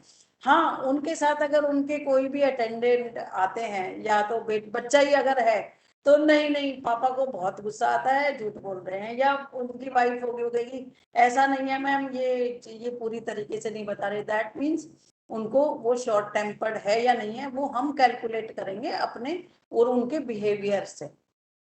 और इसी तरीके से, तो ये हो जाएगी, जैसे जल्दी ही गुस्सा आना, जल्दी ही शांत होना, वात का हो जाएगा। गुस्सा जल्दी ज्यादा ही आना, पित्त का हो जाएगा। और शांत रहना और आया तो कभी जाएगा नहीं, वो कफ का हो जाएगा। ये मेंटल हेल्थ पे अगर हम देखें तो ऐसा होता है, इसीलिए हम काउंसलिंग भी करते हैं तो उसी तरीके से ध्यान रखते हैं कि फिजिकल अपीयरेंस में इसकी प्रकृति ये है तो मुझे किस लेवल तक इसको क्वेश्चनर्स पूछने चाहिए और कब तक ये स्टैंड बाय मुझे करना है उसको, कि इतना बता पाएगा नहीं बता पाएगा। और इसी तरह मैं आजकल देख रही हूँ कि प्रकृति, अब ये वात पित्त कफ प्रकृति, इसी तरह कई बार अब हम क्या करते हैं कि ये सारे बहुत सारे हैं क्वेश्चंस, तो हम इन सारे क्वेश्चंस को लेके हम उनको कैलकुलेट करते हैं। ये तो मैं नॉर्मल से बता रही हूँ, हम टेस्ट भी देते हैं। जैसे हम शॉर्ट टर्म मेमोरी के लिए कुछ दे देते हैं कि भाई ये कहानी है, इसमें से ये वर्ड्स हैं, 5 क्वेश्चन आप करिए। थोड़ी देर बाद हम उस 5 क्वेश्चन को पूछते हैं, कई बार हम और क्वेश्चंस लेते हैं, उसके बाद 5 क्वेश्चन को पूछते हैं, मतलब शॉर्ट टर्म और थोड़ा टाइम देके। तो उससे क्या होगा कि उसमें जो शॉर्ट टर्म होते हैं या वो होते हैं, उसमें जो अब वात वाले क्या है कि जल्दी ही याद कर लेते हैं, जल्दी ही भूल जाते हैं। पित्त वाले सम अवस्था में रहते हैं, बौद्धिक स्तर उनका नॉर्मल अच्छा रहता है। और जो कफ वाले हैं, या तो उनको याद ही धीरे होगा, लेकिन जैसे ही उनको याद हुआ तो वो भूलेंगे नहीं कभी भी। आप समझ रहे हैं ना, कि क्योंकि याद तो वो हो गया कफ प्रकृति का। और डोमिनेंट, अब हम इनको सारे जो क्वेश्चंस हैं इनको हम आपके नंबर वाइज पॉइंट डालते जाते हैं कि फिजिकली इसका ये गुण ज्यादा है, ये कम है, बिहेवियरल ये है, ये ज्यादा है। फिजियोलॉजिकल में अगर हम देखें तो एक जल्दी पचा पाता है, जैसे हम खाना खाते हैं तो ये सुना भी है ना, इसको तो पत्थर भी हजम होंगे, मतलब उसकी अग्नि इतनी तीव्र है, मतलब उसके पित्त जो गुण है वो कहीं ना कहीं फिजियोलॉजिकली वो पित्त प्रकृति में जाता है। और एक है कि कभी तो जल्दी जल्दी जल्दी खाता है, लेकिन कभी तो पच जाता है, और कभी कभी वो पूरे दिन भी नहीं पचता, तो वो है वात का गुण। और तीसरा जो है वो थोड़ा भी लेगा तो वो फिर भी उसका ओबीज मतलब हेल्दी रहता है, और कम भी लेगा तो भी उसका पाचन क्रिया है वो जो धीरे होती है, तो वो उसकी जो डाइजेशन की क्रियाएं हैं वो कफ की तरफ जाती है, मतलब उसकी प्रकृति जो फिजियोलॉजिकली कफ की तरफ जाती है। इसी तरीके से हम फिजियोलॉजिकली हर उस चीज में लेते हैं, अग्नि तक भी, वात तक, पित्त का, सारी चीजों में। तो जो ये फिजियोलॉजिकल फैक्टर भी हो गए, बिहेवियरल भी हो गए, साइकोलॉजिकली भी आप देखो कि कई बार आप कोई बात कर रहे हैं तो जो वात प्रकृति का है वो तुरंत आपको जवाब देगा, मतलब आपकी पूरी बात नहीं होने देगा, लेकिन आपको एकदम से बोलेगा कि नहीं नहीं ऐसा नहीं है, आप गलत बोल रहे हैं। जो पित्त है वो सुनेगा, लेकिन फिर एकदम ऐसा गुस्सा आएगा। और जो कफ है वो सोचेगा कि इसको जवाब दूं कि नहीं, देना तो मुझे बहुत अच्छा आता है, क्योंकि वो थोड़ा सा उसको सहन कर लेता है। इसीलिए हम कहते हैं कि प्रकृति वाइज अगर आप अपने, जैसे वात प्रकृति के जो हैं वो एंटरप्रेन्योर्स, वो जल्दी काम करवाना जानते हैं, तो they are a good entrepreneurs. Entrepreneurs वो अच्छे होते हैं। पित्त वाले बौद्धिक स्तर जो भी अच्छा, जो जहाँ भी जो कार्य हर चीज में वो कहीं ना कहीं बैलेंस कर लेते हैं। और जो कफ प्रकृति के हैं वो आईटी सेक्टर्स के लिए बेस्ट हैं, कि उनको कितने ही लंबे बैठा लो उनको कोई फर्क नहीं पड़ता। आपने अपने अपने कॉलेज में या अपने जो जहाँ भी आप वर्किंग प्लेसेस हैं वहां आपने देखा भी होगा कि एक ही चीज है, सभी लेक्चरर्स है, लेकिन गुण सबको अलग है, ड्यूटी सबको अलग दी जाती है उसकी एक्टिविटीज देख के, कि जो जल्दी काम करवाना जानता है तरीके कि फटाफट करो, जल्दी कैसे भी हो, बाय हुक और क्रुक जल्दी करो, तो वो वात प्रकृति में काउंट होगा। ऐसे ही पित्त वाला अपना बैलेंस करके सारा करवा लेता, और कफ वाला जो है वो थोड़ा सा कहेगा कोई बात नहीं, टाइम होगा जब कर देंगे, करना ही तो है। तो ये जो गुण है जो हमारे मानसिक उस पे सत्वरजतम पे कार्य करते भी, उस पे भी कार्य करते हैं, ये हमारे पित्त प्रकृति के। तो इसलिए फिजिकल, फिजियोलॉजिकल, बिहेवियरल और साइकोलॉजिकल चारों चीजें लेते हैं। और पेशेंट क्या है, अपना फिजिकल अपीयरेंस के हिसाब से अपने प्रकृति बना के आ जाते हैं कि ये मेरी प्रकृति है, क्योंकि मेरी आंखें ऐसी है, इस तरह है, मेरे वेन्स दिख रही हैं। हम जब कैलकुलेट करने लगते हैं, कई बार जो आप सोच के आते हो उससे उल्टा मिलता है, क्योंकि बिहेवियर कहाँ चला गया, आपके साइकोलॉजिकल इफेक्ट्स कहाँ चले गए, फिजियोलॉजिकल, आपकी अग्नि कैसी है, मंद है, तीव्र तीक्ष्ण है, या इसी तरह कोष्ठ कैसा है, मृदु कोष्ठ है। देखो कई बार हम नॉर्मल सा चूर्ण देके उनको पेट साफ हो जाता है, दूसरे को हम तीक्ष्ण तीक्ष्ण अग्नि, उसको अच्छा कोई भी सनाए तक जो भी देते हैं तो भी वो कहेगा आज भी नहीं साफ हुआ। तो ये जो हमारे जो डाइजेस्टिव फिजियोलॉजिकल क्रियाएं हैं, ये भी हमारी प्रकृति एनालिसिस में मतलब करती है। और इसी हिसाब से हम आपने देखा कि मैंने रस बताए हैं, तो जो वात प्रकृति, वात डोमिनेंट जो होगा उसको, वैसे तो सारी प्रकृति सब में है, लेकिन वात डोमिनेंट या वात प्रकृति का है, पित्त का है ज्यादा या कफ का है, तो जो वात प्रकृति का है उसको मधुर अम्ल लवण पदार्थ ज्यादा सूट करेंगे। ये बहुत इंपॉर्टेंट है आपके आहारचर्या के लिए। दिनचर्या में जो आहार लेंगे, मधुर अम्ल लवण मतलब मीठा अम्ल लवण जो है, जैसे मीठी चीजें, मीठे का मतलब ये प्रोसेस्ड शुगर नहीं कह रही मैं, बट जो फ्रूट्स की मीठा है, जो भी मीठी चीजें खाने में मीठी है, वो सारी हमारी नेचुरल चीजें वो ज्यादा बेटर है। आजकल का तो क्योंकि आपका भी कोई दोष सम तो आपका जो बेसिक तो रहता नहीं है, आप कभी कुछ मंगवा रहे हैं, टिंड फूड मंगवा रहे हैं, तो कहीं ना कहीं डिस्टर्ब रहता है, तो उसमें हम नहीं बोल रहे, लेकिन नॉर्मल आप आहार ले रहे हैं, उसमें मधुर अम्ल लवण आप ज्यादा खाएंगे तो वात का प्रकोप, आप वात नहीं, वात प्रकृति के मनुष्य को इस रस प्रधान खाना है, पित्त प्रकृति के मनुष्य को मधुर तिक्त कषाय, मधुर तिक्त और कषाय, कषाय मतलब कशैला। आप थोड़ा सा इनको देखोगे ना तो समझ आ जाएगा कि कौन सा कशैला है, खा खा के देखते हैं ना फ्रूट्स, वो भी समझा देंगे, अरे ये ऐसा मीठा है, अच्छा। कुछ वो है कि पचने के बाद मीठे हो जाते हैं कशैले, और खट्टे होने के बावजूद, जैसे आंवला, इसीलिए तो उसको राजा कहा जाता है ना। तो इस तरह कुछ है, कुछ तो है, लेकिन ज्यादातर यही है। जैसे केला है वो मीठी है ना। इस तरह कोई भी मीठा जो फल है, या मीठी जो सब्जियों में भी आप देखेंगे, कुछ सब्जियां थोड़ा मीठे रूप में बनती है, कुछ कशैले रूप में बनती है, कुछ खट्टे में, तो उसका, और कुछ ऐसी होती है वात प्रकोपक होती है, लेकिन उसके हमें छोंक जो हम जो उसको पकाने की विधि, जो पाक कला है, उसको भी इम्प्रूव करना होता है। पुराने जमाने में एक ही छोंक, एक ही नहीं लगता था, सब हर सब्जी के साथ अलग अलग था, क्योंकि उसके गुण, जैसे है तो ये अच्छी, लेकिन इसमें ये वाइटामिन मिनरल्स, जैसे नॉर्मल भाषा में अगर कहें तो अच्छे हैं, लेकिन ये बाई बना देती है, मतलब दोनों ले लिए तो बाई बना देते हैं। तो जैसे मान लो अरबी है, उसका छोंक अलग होता था, भिंडी का अलग होता था, और दाल का अलग होता था, कौन सी दाल का अलग होता था। तो वो क्या था कि जिसमें कोई गुण है उसका शमन करने के लिए वो चीजें डाली जाती थी। जैसे आपने देखा होगा अरबी में अजवाइन का लगाएंगे छोंक, वो ये कारण है इसी का कि उसका जो वात, अजवाइन वात शामक है और कशैला रस है, तो वो आप खा के देखिए, कटु तो नहीं है, पर कटु और कशैला दोनों हैं अजवाइन, तो वो गुण उसको वात को मतलब प्रकोप नहीं करेगा, लेकिन उसके कशैले गुण को वो कम कर देगा, तो वो बाई नहीं बनाएगा।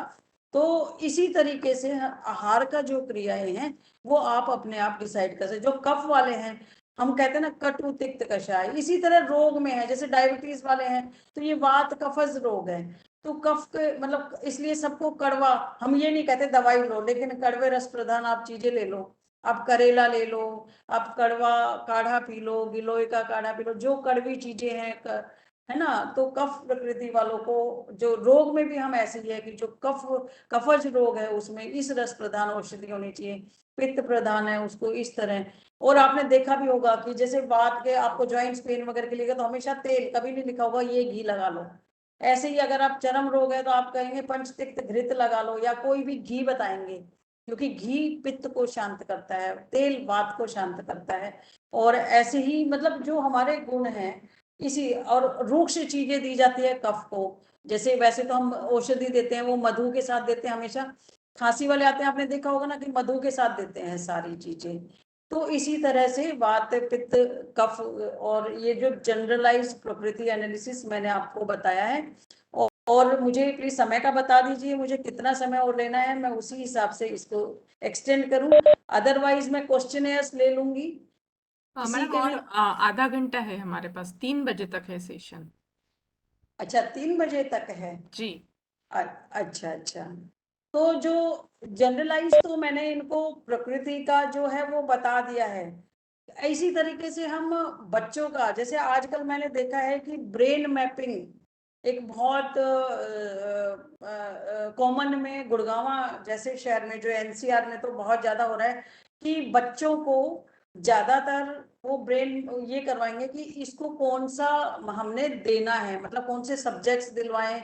ये बच्चा 16 साल के बाद प्रकृति जो है वो चेक करवाने लग जाते हैं उसके जरिए कि टेस्ट के जरिए, और इतना भारी भरकम अमाउंट लेते हैं उससे। हम आयुर्वेद वाले तो ये कहते हैं कि वो उसकी जरूरत नहीं है, आप बच्चे की प्रकृति एनालिसिस करवाइए। आपने देखा भी होगा कि हमारे बच्चे का क्या कैलिबर है, तो उसी हिसाब से उस प्रकृति के बच्चे को अगर उस तरह के आप सब्जेक्ट्स दिलाएंगे तो वो ज्यादा अच्छा कार्य उस अपने काम में ज्यादा अच्छा रिजल्ट दे सकता है। ऐसा किसी, वैसे तो अगर मान लो डॉक्टर ही बनते हैं तो डॉक्टर में भी काफी डॉक्टर्स तो बैठ के सीट पे हमारे जैसे कि पेशेंट्स ही देख सकते हैं।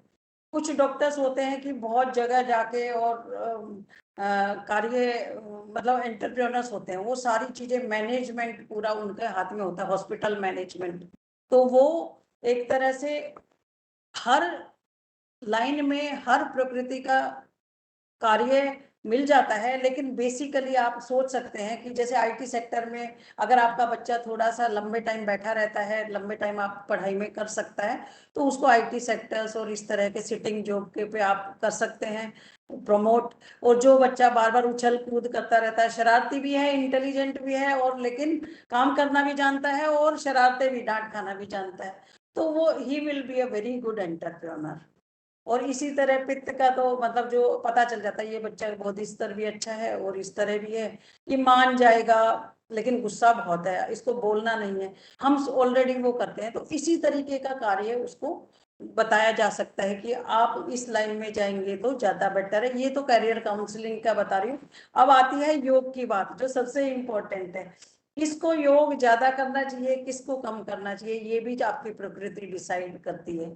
अब जैसे वात प्रकृति के नॉर्मल जो जनरलाइज डोमिनेंट है, उनको हम ये कहते हैं कि प्राणायाम ज्यादा कीजिए और प्राणायाम ध्यान और योग भी कीजिए। जनरल जो है हमारा बॉडी टाइप, वैसे तो जो हमारी एज के हिसाब से मान लो बच्चे हैं वो सबसे ज्यादा फिजिकल एक्सरसाइज वो ही करते हैं, ध्यान पे तो वो बहुत कम बैठते हैं ना।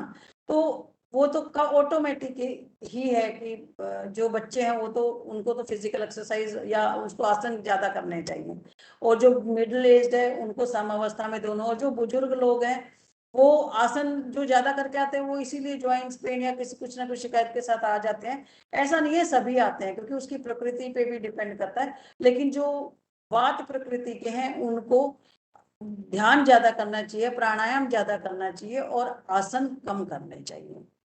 पित्त प्रकृति का है उसको समावस्था में, और कफ प्रकृति वालों को आसन ज्यादा करना चाहिए और ध्यान नॉर्मल। आप प्राणायाम में टाइम थोड़ा कम दे सकते हैं, लेकिन आसन में ज्यादा दीजिए ताकि आपका जो दोष है वो समावस्था में तीनों रहे।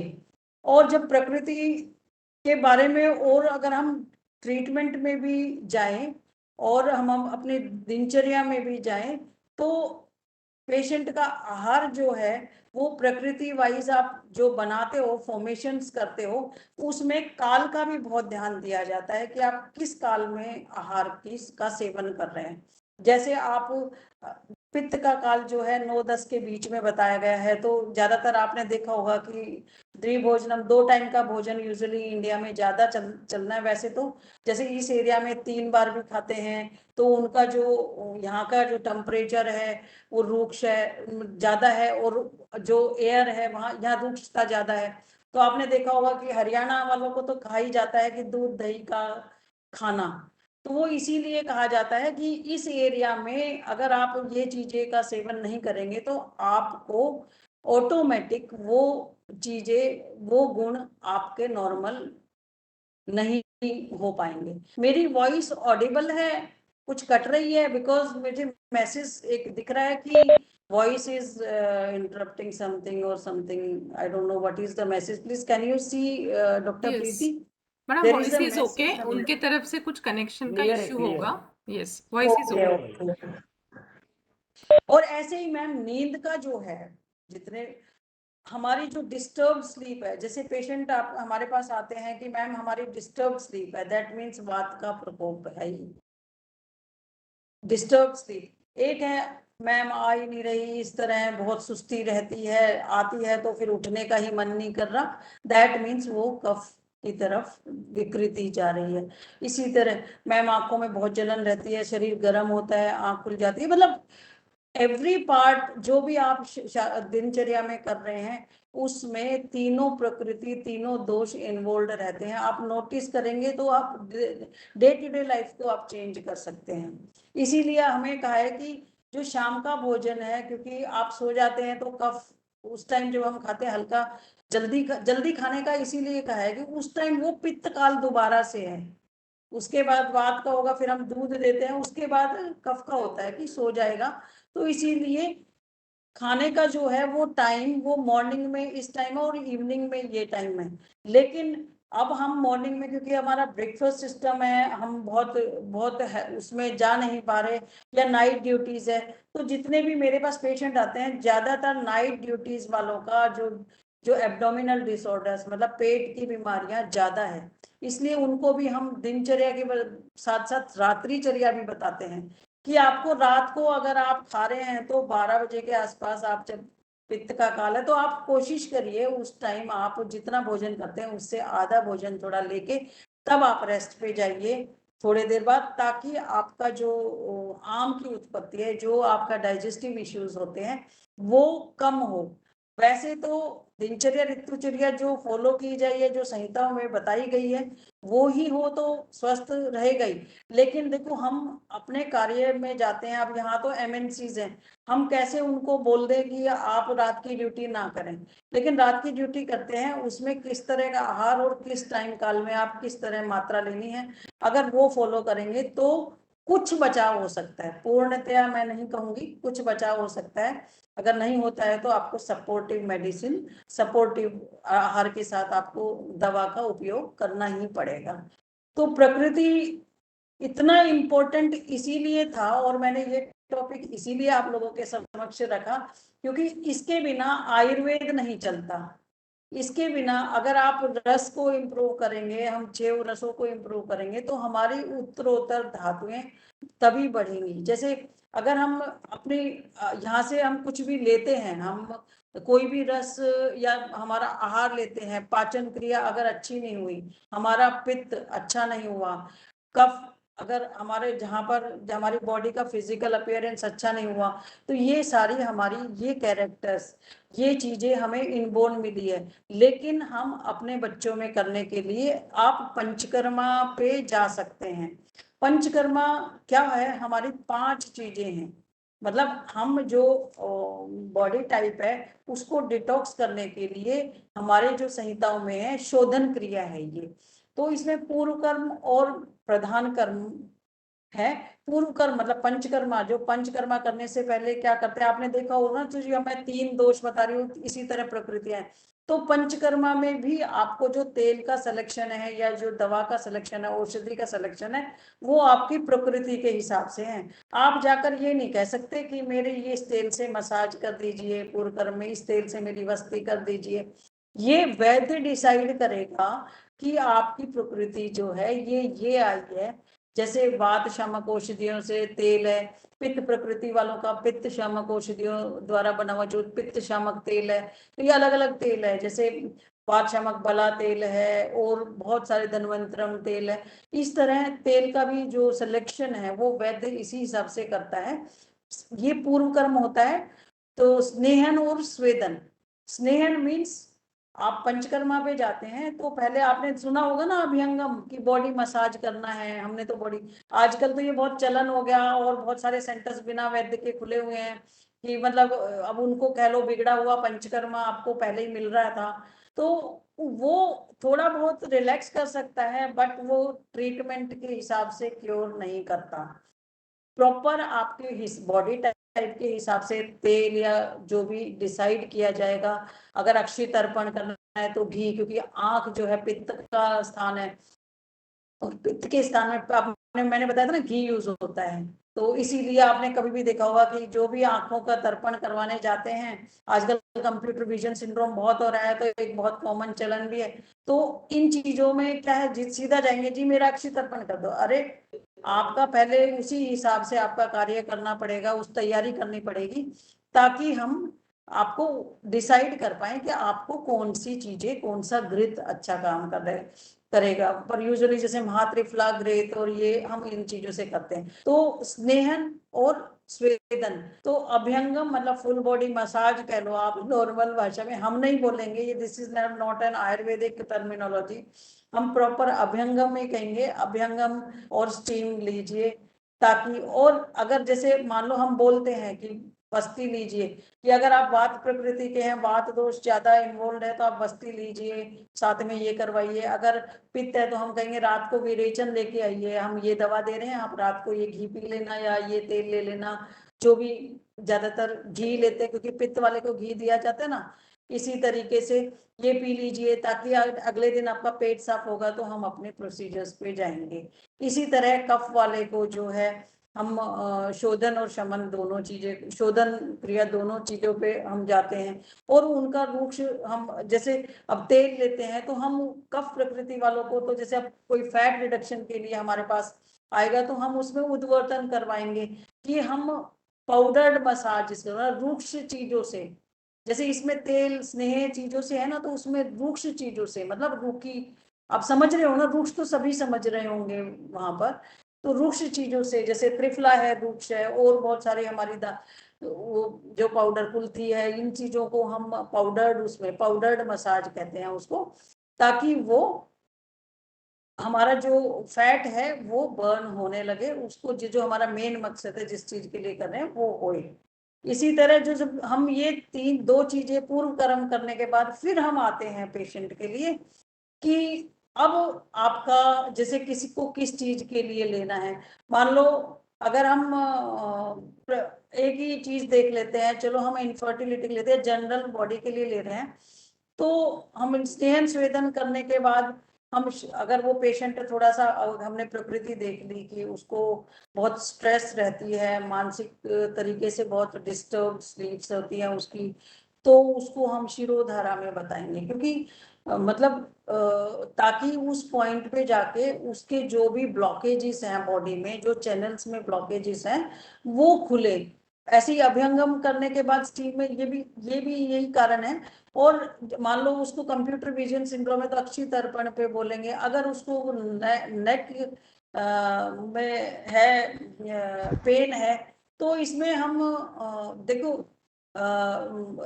जो ग्रीवावस्थी है वो देते हैं, कि जो हमारी गर्दन है उस पे हम उस दाल की वो बना के, और उसमें उसकी प्रकृति के हिसाब से, उसकी प्रकृति और दोष की विकृति के हिसाब से तेल डिसाइड करके उसको वस्तीकरण करेंगे। ऐसे ही किसी को नी पेन है तो उसको जानू वस्ती करेंगे, किसी को कमर में दर्द है तो उसको कटी वस्ती करेंगे। मोटे मोटे वर्ड्स बता रही हूँ, ये डिटेल में तो बहुत बड़ा हो जाता है। और इसी तरीके से जो अब मैं कह रही हूँ रक्त मोक्षण, तो आजकल आपने देखा भी हुआ है, और बाबा स्वामी जी हमारे गुरु जी भी बहुत इन चीजों को हाईलाइट कर रहे हैं योग के द्वारा, कि आयुर्वेद में क्या है, पंचकर्मा में क्या है, षटकर्म क्या है, और आप सीख भी गए होंगे। तो जो जैसे लीच थेरापी है, या हम किसी उससे थोड़ा सा किसी को पंचर पंचर करते हैं ना, जैसे पहले किया करते कि ये वेन पंचर कर दी तो ये ब्लड आउटलेट हो गया वहां, तो पेन, इंस्टेंट पेन खत्म हो जाता है, एक्यूपंचर जिसको कहते हैं। वैसे तो हमारा आयुर्वेद का टॉपिक है ये भी, एक्यूप्रेशर पंचर और मर्म चिकित्सा। जैसे एक्यूप्रेशर आप लोग समझ पा रहे हो इसलिए बोल रही हूँ, तो वो मर्म चिकित्सा है कि उन पॉइंट्स को प्रेशर। तो पंचकर्मा में भी जब आप जाते हैं ना पूर्व कर्म करवाने, अभ्यंगम करवाने, तो आपको तेल के साथ उन मर्म स्थानों का, उन जगहों का प्रेशर भी दिया जाता है उसी हिसाब से बाय ट्रेन्ड थेरेपिस्ट। ऐसे ही नहीं होता आप गए, कई बार कहते हैं हमारी कामरी इतना अच्छा कर देती है, तो हम किसी को मना नहीं करते, बट एक बार आप जरूर पंचकर्मा थेरेपी के हिसाब से लेके देखिए, ताकि आप काम वाली को एडवाइस कर सके कि आपको बेसिकली कहाँ प्रेशर देना है, ताकि आपके जो अंदर ब्लॉकेजेस है, मेन मकसद तो आपको ठीक होना है, तो उसके लिए तो आपको एक बार जरूर उस चीज को देखना चाहिए। और अब नस्य कर्म है, जैसे अब हम हमारे संहिताओं में कहा है नासा ही शीर्षों द्वारा। आपने एलोपैथिक वर्जन में अगर देखें तो जितनी भी आजकल लेटेस्ट मशीन्स आ रही हैं, सब चीजें जो नाक से डाली जाती है, आप नेजल के थ्रू इंसर्शंस हैं सारी चीजों के, मशीनों की जहां भी पहुंचाना है बॉडी में, क्योंकि नासा ही शीर्षोद्वार। अगर तो हम नाक के द्वारा नस्यम कर्म करते हैं, तो मैं कई बार पेशेंट को, जो नजले के पेशेंट्स हैं या वैसे भी मुझे कुछ इस तरह का देना है, सिर दर्द है, तो मैं कहूँगी मुहुर्मुर अवस्था में आप डेली भी नस्यम कर्म कर सकते हो। जैसे बादाम रोगन तेल है, अणु तेल है, इससे अभी कोरोना काल में तो सबको पता चल गया होगा नस्य कर्म भी, कि नाक में 2 बूंद डालनी है, 3 बूंद डालनी है। लेकिन पंचकर्मा सेंटर्स पे जो नस्यम होता है उसमें आपको तैयार किया जाता है, आपको पहले ऑयल से उस एरिया को अच्छी तरह मसाज, पूर्व कर्म किया जाता है, जैसे हर पंचकर्मा के साथ मैंने बताया था पूर्व कर्म किया जाता है। उसके बाद आपको तेल भरा जाता है, तेल डाला जाता है या स्टीम दी जाती है, इस तरीके से नस्यम कर्म किया जाता है। और अब ये जो पांचों चीजें हैं इंस्टेंट आयुर्वेद, ज्यादातर पेशेंट क्या कहेंगे मैम हम ना आयुर्वेद पे हम इसलिए नहीं आते, एक तो ये लेने में मुश्किल है, दूसरा ये बहुत स्लो काम करती है। तो मैं आपको इस चीज के लिए बता दूं कि क्या आप फीवर के लिए एलोपैथिक डॉक्टर के पास जाते हैं तो 5 दिन लेता है वो नव ज्वर में, और अगर क्रोनिक है, जब टाइफाइड आएगा तो वो 15 दिन बोल देते हैं एंटीबायोटिक, और फिर भी नहीं हुआ तो वो भेज देते हैं कि भाई हमने तो दे दिया, टीबी का टेस्ट करवा लो आप। अब नेक्स्ट जो मतलब आप यूजुअली जो आपका अपने नॉन में अगर पूछेंगे, मैं नहीं कह रही आप कोई रोगी यहाँ बैठे होंगे, लेकिन यूजुअली हम पेशेंट्स में देखते हैं कि इस तरीके का लाइन ऑफ ट्रीटमेंट उनका होता है। मैं अभी नव ज्वर की ही बात कर रही हूँ, बुखार की ही बात कर रही हूँ, फीवर की बात कर रही हूँ, तो लेकिन हम कहते हैं हमारा जो है आयुर्वेद का पर्सपेक्टिव कॉन्सेप्ट ही अलग है।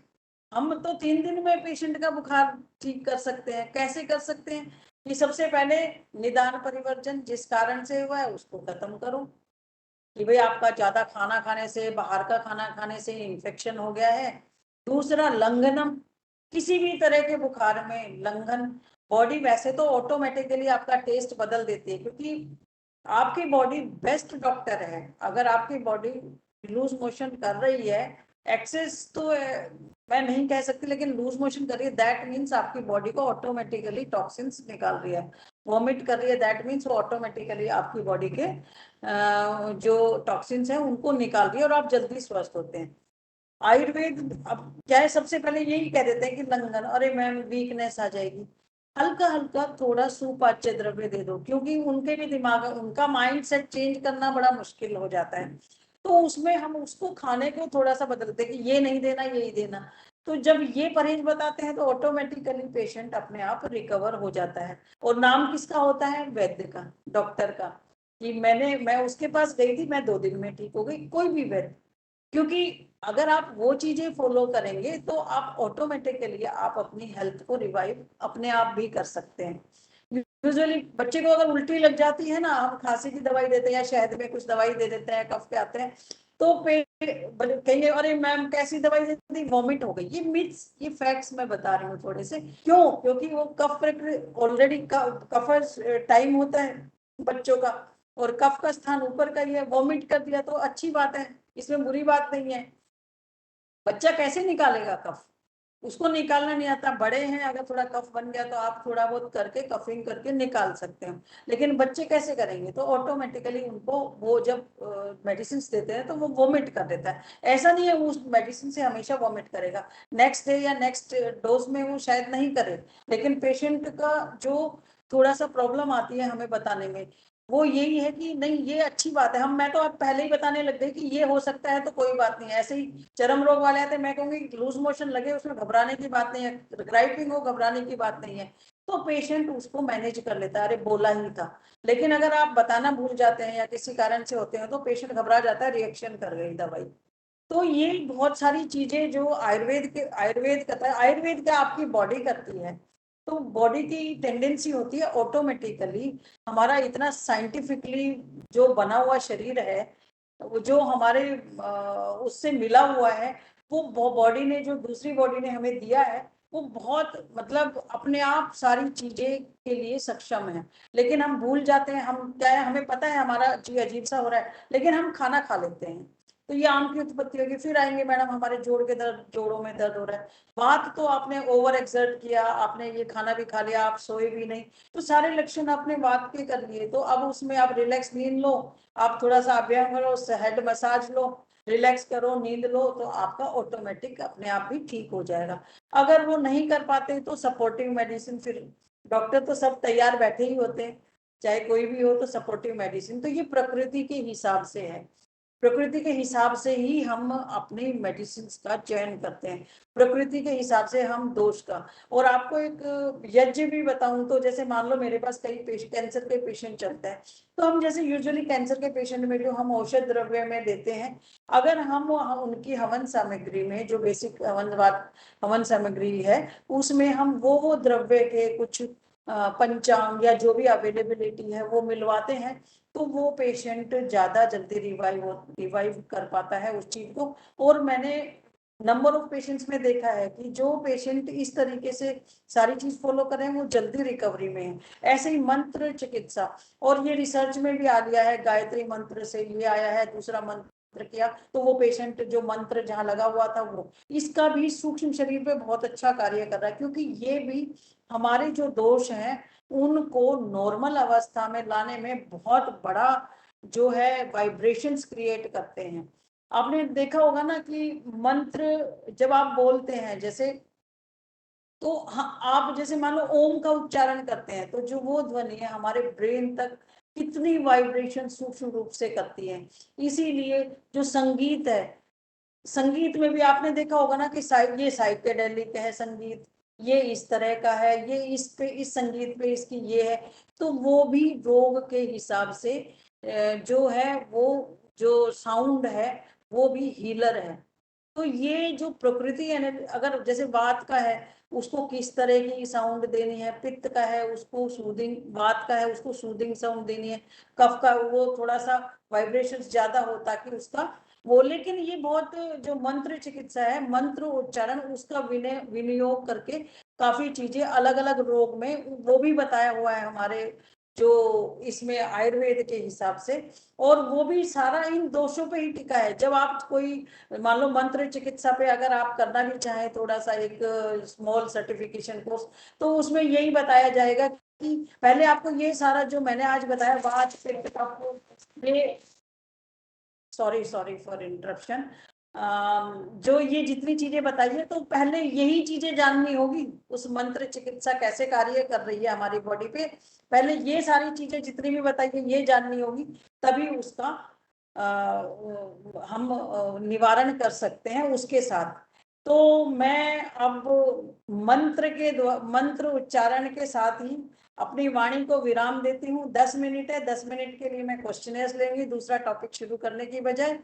तो आइए सब गहरा लंबा श्वास लेके ओम के उच्चारण से, अपनी इसकी गायत्री मंत्र के उच्चारण से मैं अपनी वाणी को विराम देती हूँ।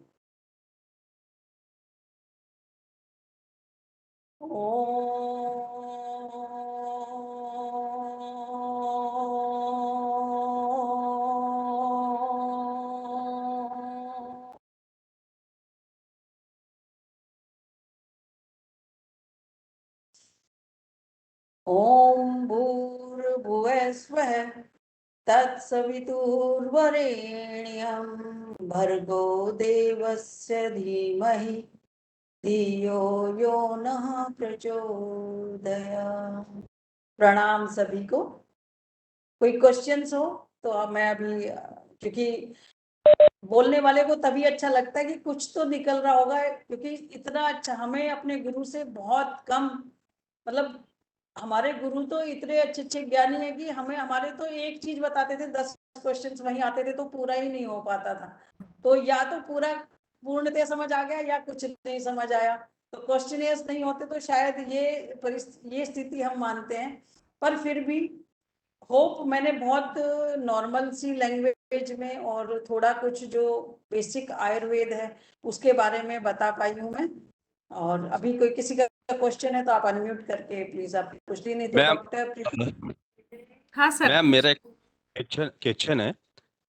हाँ जी। आपने आपने मैम वात प्रवृत्ति वाले के लिए व्यायाम बताया, पित्त वाले के लिए, मगर कफ के बारे में आसन। परफेक्टली व्यायाम कुछ चाहिए। कफ के बारे में ज्यादा व्यायाम करना है। मगर कौन सा मैम? प्राणायाम के आसन? कफ प्रकृति वालों को प्राणायाम भले ही नॉर्मल कर ले, लेकिन व्यायाम ज्यादा करना है, आसन ज्यादा करने हैं। कफ प्रकृति बेसिक जो नॉर्मल पेशेंट, जो नॉर्मल लोग हैं, पेशेंट नहीं कहूंगी, हमें तो आदत हो रही है पेशेंट बोलने की। तो जो कफ प्रकृति वाले हैं उनको व्यायाम ज्यादा करना चाहिए, और पित्त वालों को ताकि प्राणायाम। उनका जो, हाँ जी विचारो। हाँ। पूछो मैडम, एक क्वेश्चन है। बोलिए हाँ जी। बोलिए। खेल के क्षेत्र में जो सहभागी होते हैं वो ज्यादातर कौन से प्रकृति के लोग होते हैं? इसमें खेल खेल। खेल के क्षेत्र में, क्रीड़ा क्षेत्र में। खेल में, हाँ, खेल में स्पोर्ट्स। देखो किसी भी प्रोफेशन में कोई भी जा सकता है। नहीं स्ट्रेंथ ये। किसमें होती है? कफ प्रकृति वालों में ज्यादा स्ट्रेंथ होती है। हाँ, राइट। खेल में पित्त वाले भी जा सकते हैं, वात वाले भी जा सकते हैं, लेकिन उनको डाइट उनकी अलग अलग हो जाएगी। जो कफ प्रकृति वाला है वो, उसकी डाइट पित्त प्रकृति वाले की डाइट और वात प्रकृति वाले की डाइट में डिफरेंस आ जाएगा। वात को हमें स्निग्ध चीजें ज्यादा, क्योंकि रूक्ष शरीर होता है, इसलिए हमें स्निग्ध चीजें ज्यादा देनी होती है। तो जो डाइट प्लान है उनमें उनके चेंजेस हो सकते हैं। इस तरह खेल में ये तो देखो इंटरेस्ट है, हर उसमें हर एक कोई जा सकता है, लेकिन ज्यादा हाँ। सक्सेस जो है वो कफ प्रकृति का होगा, क्योंकि वो उसमें स्ट्रेंथ ज्यादा होगी। अच्छा, अलग अलग प्रकार के खेलों के अनुसार अलग अलग बॉडी साइज होती है और जैसे अब फिजिक्स खेल होता है, खेल उसी पे भी प्रकार है। के होते हैं, यानी सभी हाँ, खेल खेल प्रकार के पे लोग भी हो है, सकते किस हैं, इसका खेल में मतलब। जाना चाहिए। Right, right, right. धन्यवाद मैडम, धन्यवाद। हाँ मैडम, जी सर, बताइए। जैसे कि अपन फोटो निकालते हैं किसी कैमरे से या मोबाइल से, तो किसी की आंखें चमकती है, ठीक है, हाँ जी हाँ जी। और किसी की आंखें नहीं चमकती, तो वो कौन सी प्रवृत्तियों के होंगे? जो चमक है तो पित्त है, और जिसकी धूसर वर्ण है तो वात भी हो सकती है और कफ भी हो सकती है। उसमें हमें फिर कलर पे जाना होगा। कफ की बिल्कुल मतलब स्पष्ट दिखेगी, और वात की धूसर पे दिखेगी। थोड़ा सा उसका जो है उसमें देखने पे पता चलेगा कि चमक है मतलब पित्त है, और दूसरा वर्ण है लेकिन चमक नहीं है तो वात है, और क्लियर है लेकिन चमक नहीं है तो कफ है। कफ में भी चमक आती है, लेकिन वो डिपेंड करता है, क्योंकि वो ऑब्जर्वेशन करते रहोगे तो आपको पता चल जाएगा अपने। कैमरे से नहीं, वैसे डायरेक्ट देखने से हम ज्यादा खुश होते हैं कि हाँ, ये उनकी चीजें, कुटिया तो थोड़ी क्योंकि सी ऐसी कैमरे बड़ी में तो रहती मैं है। बहुत सुंदर दिख रही होंगे, आप भी बहुत सब दिख रहे हैं, लेकिन हकीकत में सुंदर तो सभी है, क्योंकि हम तो इंटरनल ब्यूटी को मानते हैं। हमारा जो आयुर्वेद सौंदर्य आयुर्वेद जो है, मतलब आयुर्वेद कॉस्मेटोलॉजी कह लो, तो वो इनर ब्यूटी पे ज्यादा काम करती है। तो इनर ब्यूटी में हमारी हेल्थ ही है। अगर हमारी हेल्थ ठीक है, हमारा डाइजेस्टिव सिस्टम ठीक है, हमारी बॉडी अच्छा कार्य कर रही है, हमें कोई रोग नहीं है, तो वो ऑटोमेटिकली ओज की उत्पत्ति अच्छी होगी और ग्लो अच्छा होगा, तो हम स्वस्थ ऑटोमेटिकली हम कहलाएंगे। तो आजकल एक सिस्टम भी है कि हमें यंग दिखना है, तो यंग मतलब आपको ओज की उत्पत्ति करनी है, और ये चीजें हम बाहरी उससे नहीं लेते। कैमरा तो हमें कुछ भी बना देता है, और मैं देख रही हूँ कि सब कुछ बना देता है हमें, तो कैमरे पे तो मैं नहीं जाऊंगी। लेकिन हाँ, हकीकत रियलिटी में भी हम आंखें देखते हैं, रियलिटी में भी हम फिजिकल अपीयरेंस में आपके आंखें भी देखते हैं, आपके नाखून भी देखते हैं। मतलब अब मैंने शॉर्ट में कर दिया था, मुझे लगा कभी 2.5-1 घंटे का हो, तो मैंने थोड़ा, क्योंकि जो सुना था वो थोड़ा छोटा ही पोर्शन था, मुझे लगता है पूरा नहीं सुना होगा, तो इसलिए मैंने वो 2:30 बजे के हिसाब से वाइंड अप किया। अदरवाइज मैं वो चीजें बताती कि नेल्स जैसे नाखून से भी देखते हैं, हेयर से भी देखते हैं, और कई बार पेशेंट आएंगे, मैडम मेरा हेयर फॉल हो रहा है, तो देखिए ना कोई तेल दे दीजिए। लेकिन जब आप उनसे क्वेश्चन करेंगे तो हकीकत में आपको पता चलेगा, क्योंकि हम मानते हैं आयुर्वेद वाले ये अस्थि का मल है, हड्डियों का मल है, तो कहीं ना कहीं इसको विटामिन डी, कैल्शियम उनकी हड्डियों में कहीं ना कहीं, जैसे ऑस्टियोपोरोसिस है या कोई वीकनेस है या कहीं ना कहीं अंडर नरिशमेंट आ रहा है, तो अगर हम उसकी पूर्ति करते हैं, हम कुछ रसायन चिकित्सा देते हैं या हम कैल्शियम विटामिन हम आयुर्वेद के हिसाब से बताएंगे, तो हम अपनी औषध द्रव्य उसको पूर्ति के लिए अगर हम देते हैं, तो वो ऑटोमेटिकली आपके बाल झड़ने रुक जाते हैं। और ऑयल तो सिम्टम, जैसे आप कह रहे हो ना, मालिश कर ली तो मसाज कर लिया, आज आराम पड़ गया कल, लेकिन आप पूर्णतः ठीक होंगे तो वैद्यकीय परामर्श लेंगे तो वो पूर्णतः आपको उसी टाइम स्टॉप करेगा और वही चीजें होगी। ये तो एक जनरल एग्जाम्पल है कि हम किस तरह किसी भी रोग को करते हैं। मैडम एक पूछना है। हाँ जी डॉक्टर साहब। मैडम अधिक शरीर में कई बार है ना मस्से आते हैं, तो ये कौन सी प्रकृति के लोगों को आ सकते हैं? देखो मस्से मस्से है ना, मस्से मस्से दोनों कफ, मतलब कफज भी होते हैं, पित्तज भी होते हैं। तो मैं काफी बार देखती हूँ कि कुछ मस्से होते हैं कि उसमें सेंस नहीं होती, मतलब सेंसेशंस नहीं होती। मैं पूछती हूँ उसमें क्वेश्चन में कि क्या ये ऐसी हैं, हाथ लगाते हो कुछ लगता है, तो कहेंगे कुछ नहीं बट मस्से हैं। तो उस हम वात कफज और रक्त दुष्टि पे जाएंगे, तो रक्त प्रसादन तो देंगे, रक्त धातु पे काम करेंगे हम उसके ट्रीटमेंट में, लेकिन उसको कफनाशक भी देंगे। लेकिन अगर जलन है समस्या पे, तो कहीं ना कहीं पित्त इन्वॉल्व है। ये विकृति है, प्रकृति नहीं है। पर मोर प्रोन प्रकृति में ये है कि जिसके डाइजेस्टिव इश्यूज हो गए, जिसके रक्त दुष्टि हुई, और रक्त दुष्टि पित्त प्रकृति वालों को ज्यादा होती है। रोग बेशक कफज गया, जैसे आपने देखा होगा कि पित्त प्रकृति की जो महिलाएं होती है सुंदर बहुत होती हैं, लेकिन कहीं ना कहीं कोई पैची, कहीं ना कहीं तिल ज्यादा होना, मतलब वो उनको ज्यादा होता है। तो वो क्योंकि पित्त प्रकृति है, तो they are more prone to rakta dushti. Madam एक क्वेश्चन है मेरा। वात वाले के लिए आपने शोधन और शमन बताया है, तो मेरे को थोड़ा इसका विस्तार में बताओगे आप? हाँ जी हाँ जी, सभी के लिए शोधन और शमन है, वात पित्त कफ तीनों में कर सकते हैं। पर किस तरीके से करते हैं, जैसे वात वाला है ना, तो हमने अभ्यंगम वगैरह करा तेल से, वात शामक तेल से किया, जैसे बलादि तेल, धन्वंतरम तेल, या कुछ भी औषध द्रव्य भी हम जैसे बला अरिष्ट देते हैं, या दशमूल अरिष्ट, दशमूल क्वाथ देते हैं, कुछ भी XYZ जो वात प्रकृति के हैं, उसमें शमन और शोधन तो दोनों में होगा। पहले शोधन करते हैं फिर शमन करेंगे, तो वो शमन चिकित्सा है वो जल्दी कार्य करेगी। वैसे तो क्योंकि हर एक कोई पंचकर्मा या पंचकर्मा थेरेपी नहीं ले पाता, चाहे कॉस्ट इफेक्टिव हो, चाहे टाइम प्रॉब्लम्स हो, बहुत सारे मल्टीपल वर्किंग लेडीज या वर्किंग जेंट्स के लिए बहुत मुश्किल है टाइम निकालना, नहीं भी ले पाते, तो हमें तो औषध का सपोर्ट देना है, तो हम उसमें भी कर देते हैं कि आपको घर के लिए बता देते हैं कि भैया ऐसे नहीं कर सकते, तो आप कोई भी वात शामक ऑयल ले जाइए, उससे जो एंगल जहां पर मान लो अगर आपको स्पाइनल उस पे अपने मसाज करनी है, तो उसी के एंगल में मसाज कीजिए। आपने नी पे करनी तो गोलाई में मसाज कीजिए, तो मसाज का सिस्टम होता है। इस तरीके से आप अपने घर पे थोड़ा सा ये स्टार्ट कीजिए, और पेट साफ रखिए और भोजन व्यवस्था बदल दीजिए। सबसे ज्यादा योग पे जब जाते हैं, तो योग में भी सबसे पहले आपको यही बताते हैं कि इस टाइम उठ के इस टाइम योग है, तो सबसे पहले तो वही ठीक कर देगा कि किस टाइम उठना है आपको।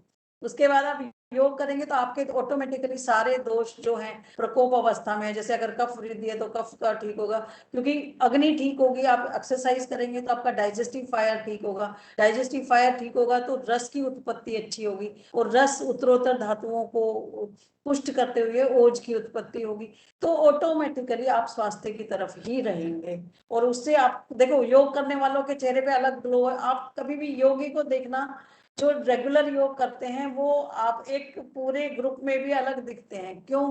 क्योंकि उसमें ओज की उत्पत्ति ऑटोमेटिकली वो अपने दोष जो प्रकोप अवस्था में वो ला देते हैं, अगर सही तरीके से। इसमें भी मैं बता रही हूँ, कुछ लोग होते हैं दिखावा के लिए कि आज कर लिया, बोल गए, अगले दिन नहीं हुआ, फिर 10 महीने बाद फिर दोबारा से योग का एक शिविर लगा दिया, उसको नहीं कहेंगे। बट जो रेगुलर योग करने वाले हैं, प्राणायाम करने वाले हैं, तो उनमें ऑटोमेटिकली अग्नि अच्छी होती है, हमारी धातुएं पुष्ट होती हैं, और रोग की उत्पत्ति होने के लिए आहार अच्छा रहता है, दिनचर्या अच्छी फॉलो की जाती है, ऋतुचर्या अच्छी फॉलो की जाती है, तो ऑटोमेटिकली आप हेल्थ के लिए काफी अपना कार्य अच्छा रख सकते हैं। और स्वस्थ से स्वास्थ्य रक्षणम पे हम भी ज्यादा फोकस्ड हैं। लेकिन जो हमारे पास विकृति लेके आएंगे तो नेचुरली हमें उस पर वर्क करना होगा, तब शोधन और शमन जो आपका पार्ट है हम करते हैं। Thank you very much. Madam excessive wait के बारे में बताइए ना। हाँ जी, ज्यादा वेट के बारे में बताइए। ज्यादा एक्सेसिव वेट अच्छा, वेट वजन लॉस वाले। के लिए हाँ, सबसे पहले तो आप ना जो ये फॉलो कर रहे हो योग आसन प्राणायाम, तो जो दिनचर्या फॉलो करेंगे उसमें फैट लॉस के लिए भी, वेट लॉस मैं नहीं कहूंगी, फैट जो एक्स्ट्रा फैट है ये कई कारणों से होता है। एक तो हमारी खुद जो फूड हैबिट्स है वो बहुत है आजकल जो चल रहा है। तो मैं हर एक इनफर्टिलिटी पेशेंट को खासकर मैं tinned food, pizza, burger, everything में मना कर देती हूँ, क्योंकि जो घर में आप सात्विक भोजन का बहुत बड़ा रोल है फैट कन्वर्जन में। तो और लिवर का आपने देखा भी होगा कि लिवर पहला दरवाजा है, और इसका भी बहुत बड़ा रोल है। अगर लिवर अच्छा हुआ तो फैट में कन्वर्जन होने के चांसेस कम रहते हैं, हमारे प्रॉपर जूसेस रिलीज होते हैं, और हम डाइजेस्टिव इश्यूज नहीं रहते, और आम की उत्पत्ति नहीं रहती, तो फैट कन्वर्जन भी नहीं होता। लेकिन जनरलाइज्ड अगर हम कहें कि अगर मोटे हो गए तो क्या करें, तो उसमें हम कफ शामक औषधि देते हैं ना। मोटापा मतलब फैट में कफ शामक, कड़वा, तीख, कशैला, कटु, तिक्त कषाय जो मैं बोल रही हूँ, वो आप चीजें ज्यादा खाना शुरू कर दीजिए भोजन में, और फिर भी फैट लॉस नहीं, और आप रूटीन एक्सरसाइज, बैलेंस्ड फूड ये अगर लेंगे तो ऑटोमेटिकली। लेकिन अगर आप आहार, क्योंकि आपका आहार कैसा है इस पे है, हम क्या करते हैं कि काफी बार हमारा आहार प्रॉपर नहीं होता तो है, पेट तो भर लेते हो, लेकिन आहार हमारा प्रॉपर, विटामिन्स पूरे नहीं होते, किसी में कार्बोहाइड्रेट्स पूरे नहीं होते, किसी में मिनरल्स पूरे नहीं होते। ये तो एलोपैथिक वर्जन है। लेकिन अगर हमारी अग्नि अच्छी नहीं है तो आप कितने ही सपोर्टिव ये सारी चीजें ले लें, आप एक बार, कई बार लगता है कि हो गया, लेकिन होते नहीं हो। अल्टीमेटली फिर वो शोधन और शमन क्रिया पे आओगे कि पहले आप अपनी बॉडी में जो आम की उत्पत्ति हुई उसको खत्म करो, फिर अपनी अग्नि को बढ़ाओ। जैसे हम चित्रक आदि देते थे, वो अग्नि, दीपक और दीपन और पाचन है। मतलब ये तो मैं बता रही हूँ, बट हर एक पेशेंट के लिए ये नुस्खाबाजी ठीक नहीं है। वो हर पेशेंट का अलग अलग तरीका है कि उसका कारण ढूंढा जाएगा कि इसका ओबेसिटी का कारण हार्मोनल है, या फूड से है, या हमारी जो सीडेंटरी लाइफस्टाइल है, जो हम आलस्य में जीते हैं, हम प्रॉपर ये अपना प्रवृत्ति के exercise वजह से भी हो सकता है। हाँ जी, ये कौन से प्रवृत्ति में ज्यादा होता है? यानी कौन सा? वात में पित्त, ये फैट ओबेसिटी। गेन करना, हाँ जी, ओबेसिटी। और फैट गेन, ओबेसिटी। हाँ, किस ओबेसिटी देखिए, पित्त से भी होता है, कफ से भी होता है, लेकिन वो विकृति से होता है, प्रकृति से नहीं। आप देखिए, हार्मोनल लेवल हमारे ठीक नहीं होते, हमारे अग्नि मांद्य हो जाता है ना। आप देखिए थायराइड पेशेंट क्या है, थायराइड पेशेंट में पहले तो अग्नि मांदी होता है ना, उसके बाद उसमें कफ की वृद्धि है। तो कफ डोमिनेंट व्याधि है, ये विकृति है, इसने कफ को वहीं रोक दिया। जो हमारे दोष सारे इन्वॉल्व होते हैं, लेकिन इसमें जो ओबेसिटी है बेसिकली हमारी सीडेंटरी, आम की उत्पत्ति ज्यादा होती है, कफ कन्वर्जन होता है, कफ जहां कफ का स्थान पे उसको रोक लिया तो वो वहीं पर ही अपना जो एंगल है वो बढ़ाने लग जाती है। जो हार्मोनल एरिया आपने देखा भी होगा कि ज्यादातर जो हमारा सेंट्रल फैट बढ़ता है या लोअर एब्डोमेन बढ़ता है फीमेल हेल्थ में, मीनोपॉज में, तो वो क्या होता है, हार्मोनल होता है, लेकिन वो कफ की वृद्धि होती है, मतलब जो फैट है। लेकिन वो होता क्यों है, क्योंकि हमारा पित्त कम हो गया, वहीं रुक गया, फैट ने वहीं रोक लिया। अगर वो अपनी अग्नि अच्छी, हमारी जो धात्वा अग्नि अच्छी होती, तो वो वहां पर उस अग्नि को, मतलब ये बहुत डीप, अगर चिकित्सा के दौर से देखें तो बहुत डीप है कि किस अग्नि पे हमने कार्य करना है और किस दोष पे और किस धातु पे कार्य करना है, ये बहुत इम्पोर्टेंट देखना होता है ओबेसिटी में। तो वो पेशेंट हिस्ट्री पे वेरी करता है, हर एक का ट्रीटमेंट वेरी करता है। इसीलिए हम यही कहते हैं कि आयुर्वेद ऐसा नहीं है कि हम आपको फोन पे बता दें ये इस चीज के लिए ले लो। काफी लोग अपनी इतनी बड़ी फाइल्स देते हैं, मैं कह रही हूँ फाइल्स में मुझे जरूरत नहीं है, सपोर्ट के लिए जरूरत है। और क्लिनिकल एविडेंस हमें मतलब बनाने के लिए हमें आपकी जरूरत है, क्योंकि हम अगर आपको बताएंगे हमने मरीज ठीक कर दिया, कोई नहीं मानेगा। हम रिपोर्ट्स के साथ बताते हैं कि ये मरीज हमारे साथ इसलिए इस तरह की रिपोर्ट्स के साथ आया था और ये इसका आज की रिपोर्ट है, तो ही हमें मतलब आगे अगर हम इंटरनेशनल लेवल पे शो करते हैं तो तभी हम सक्षम हैं।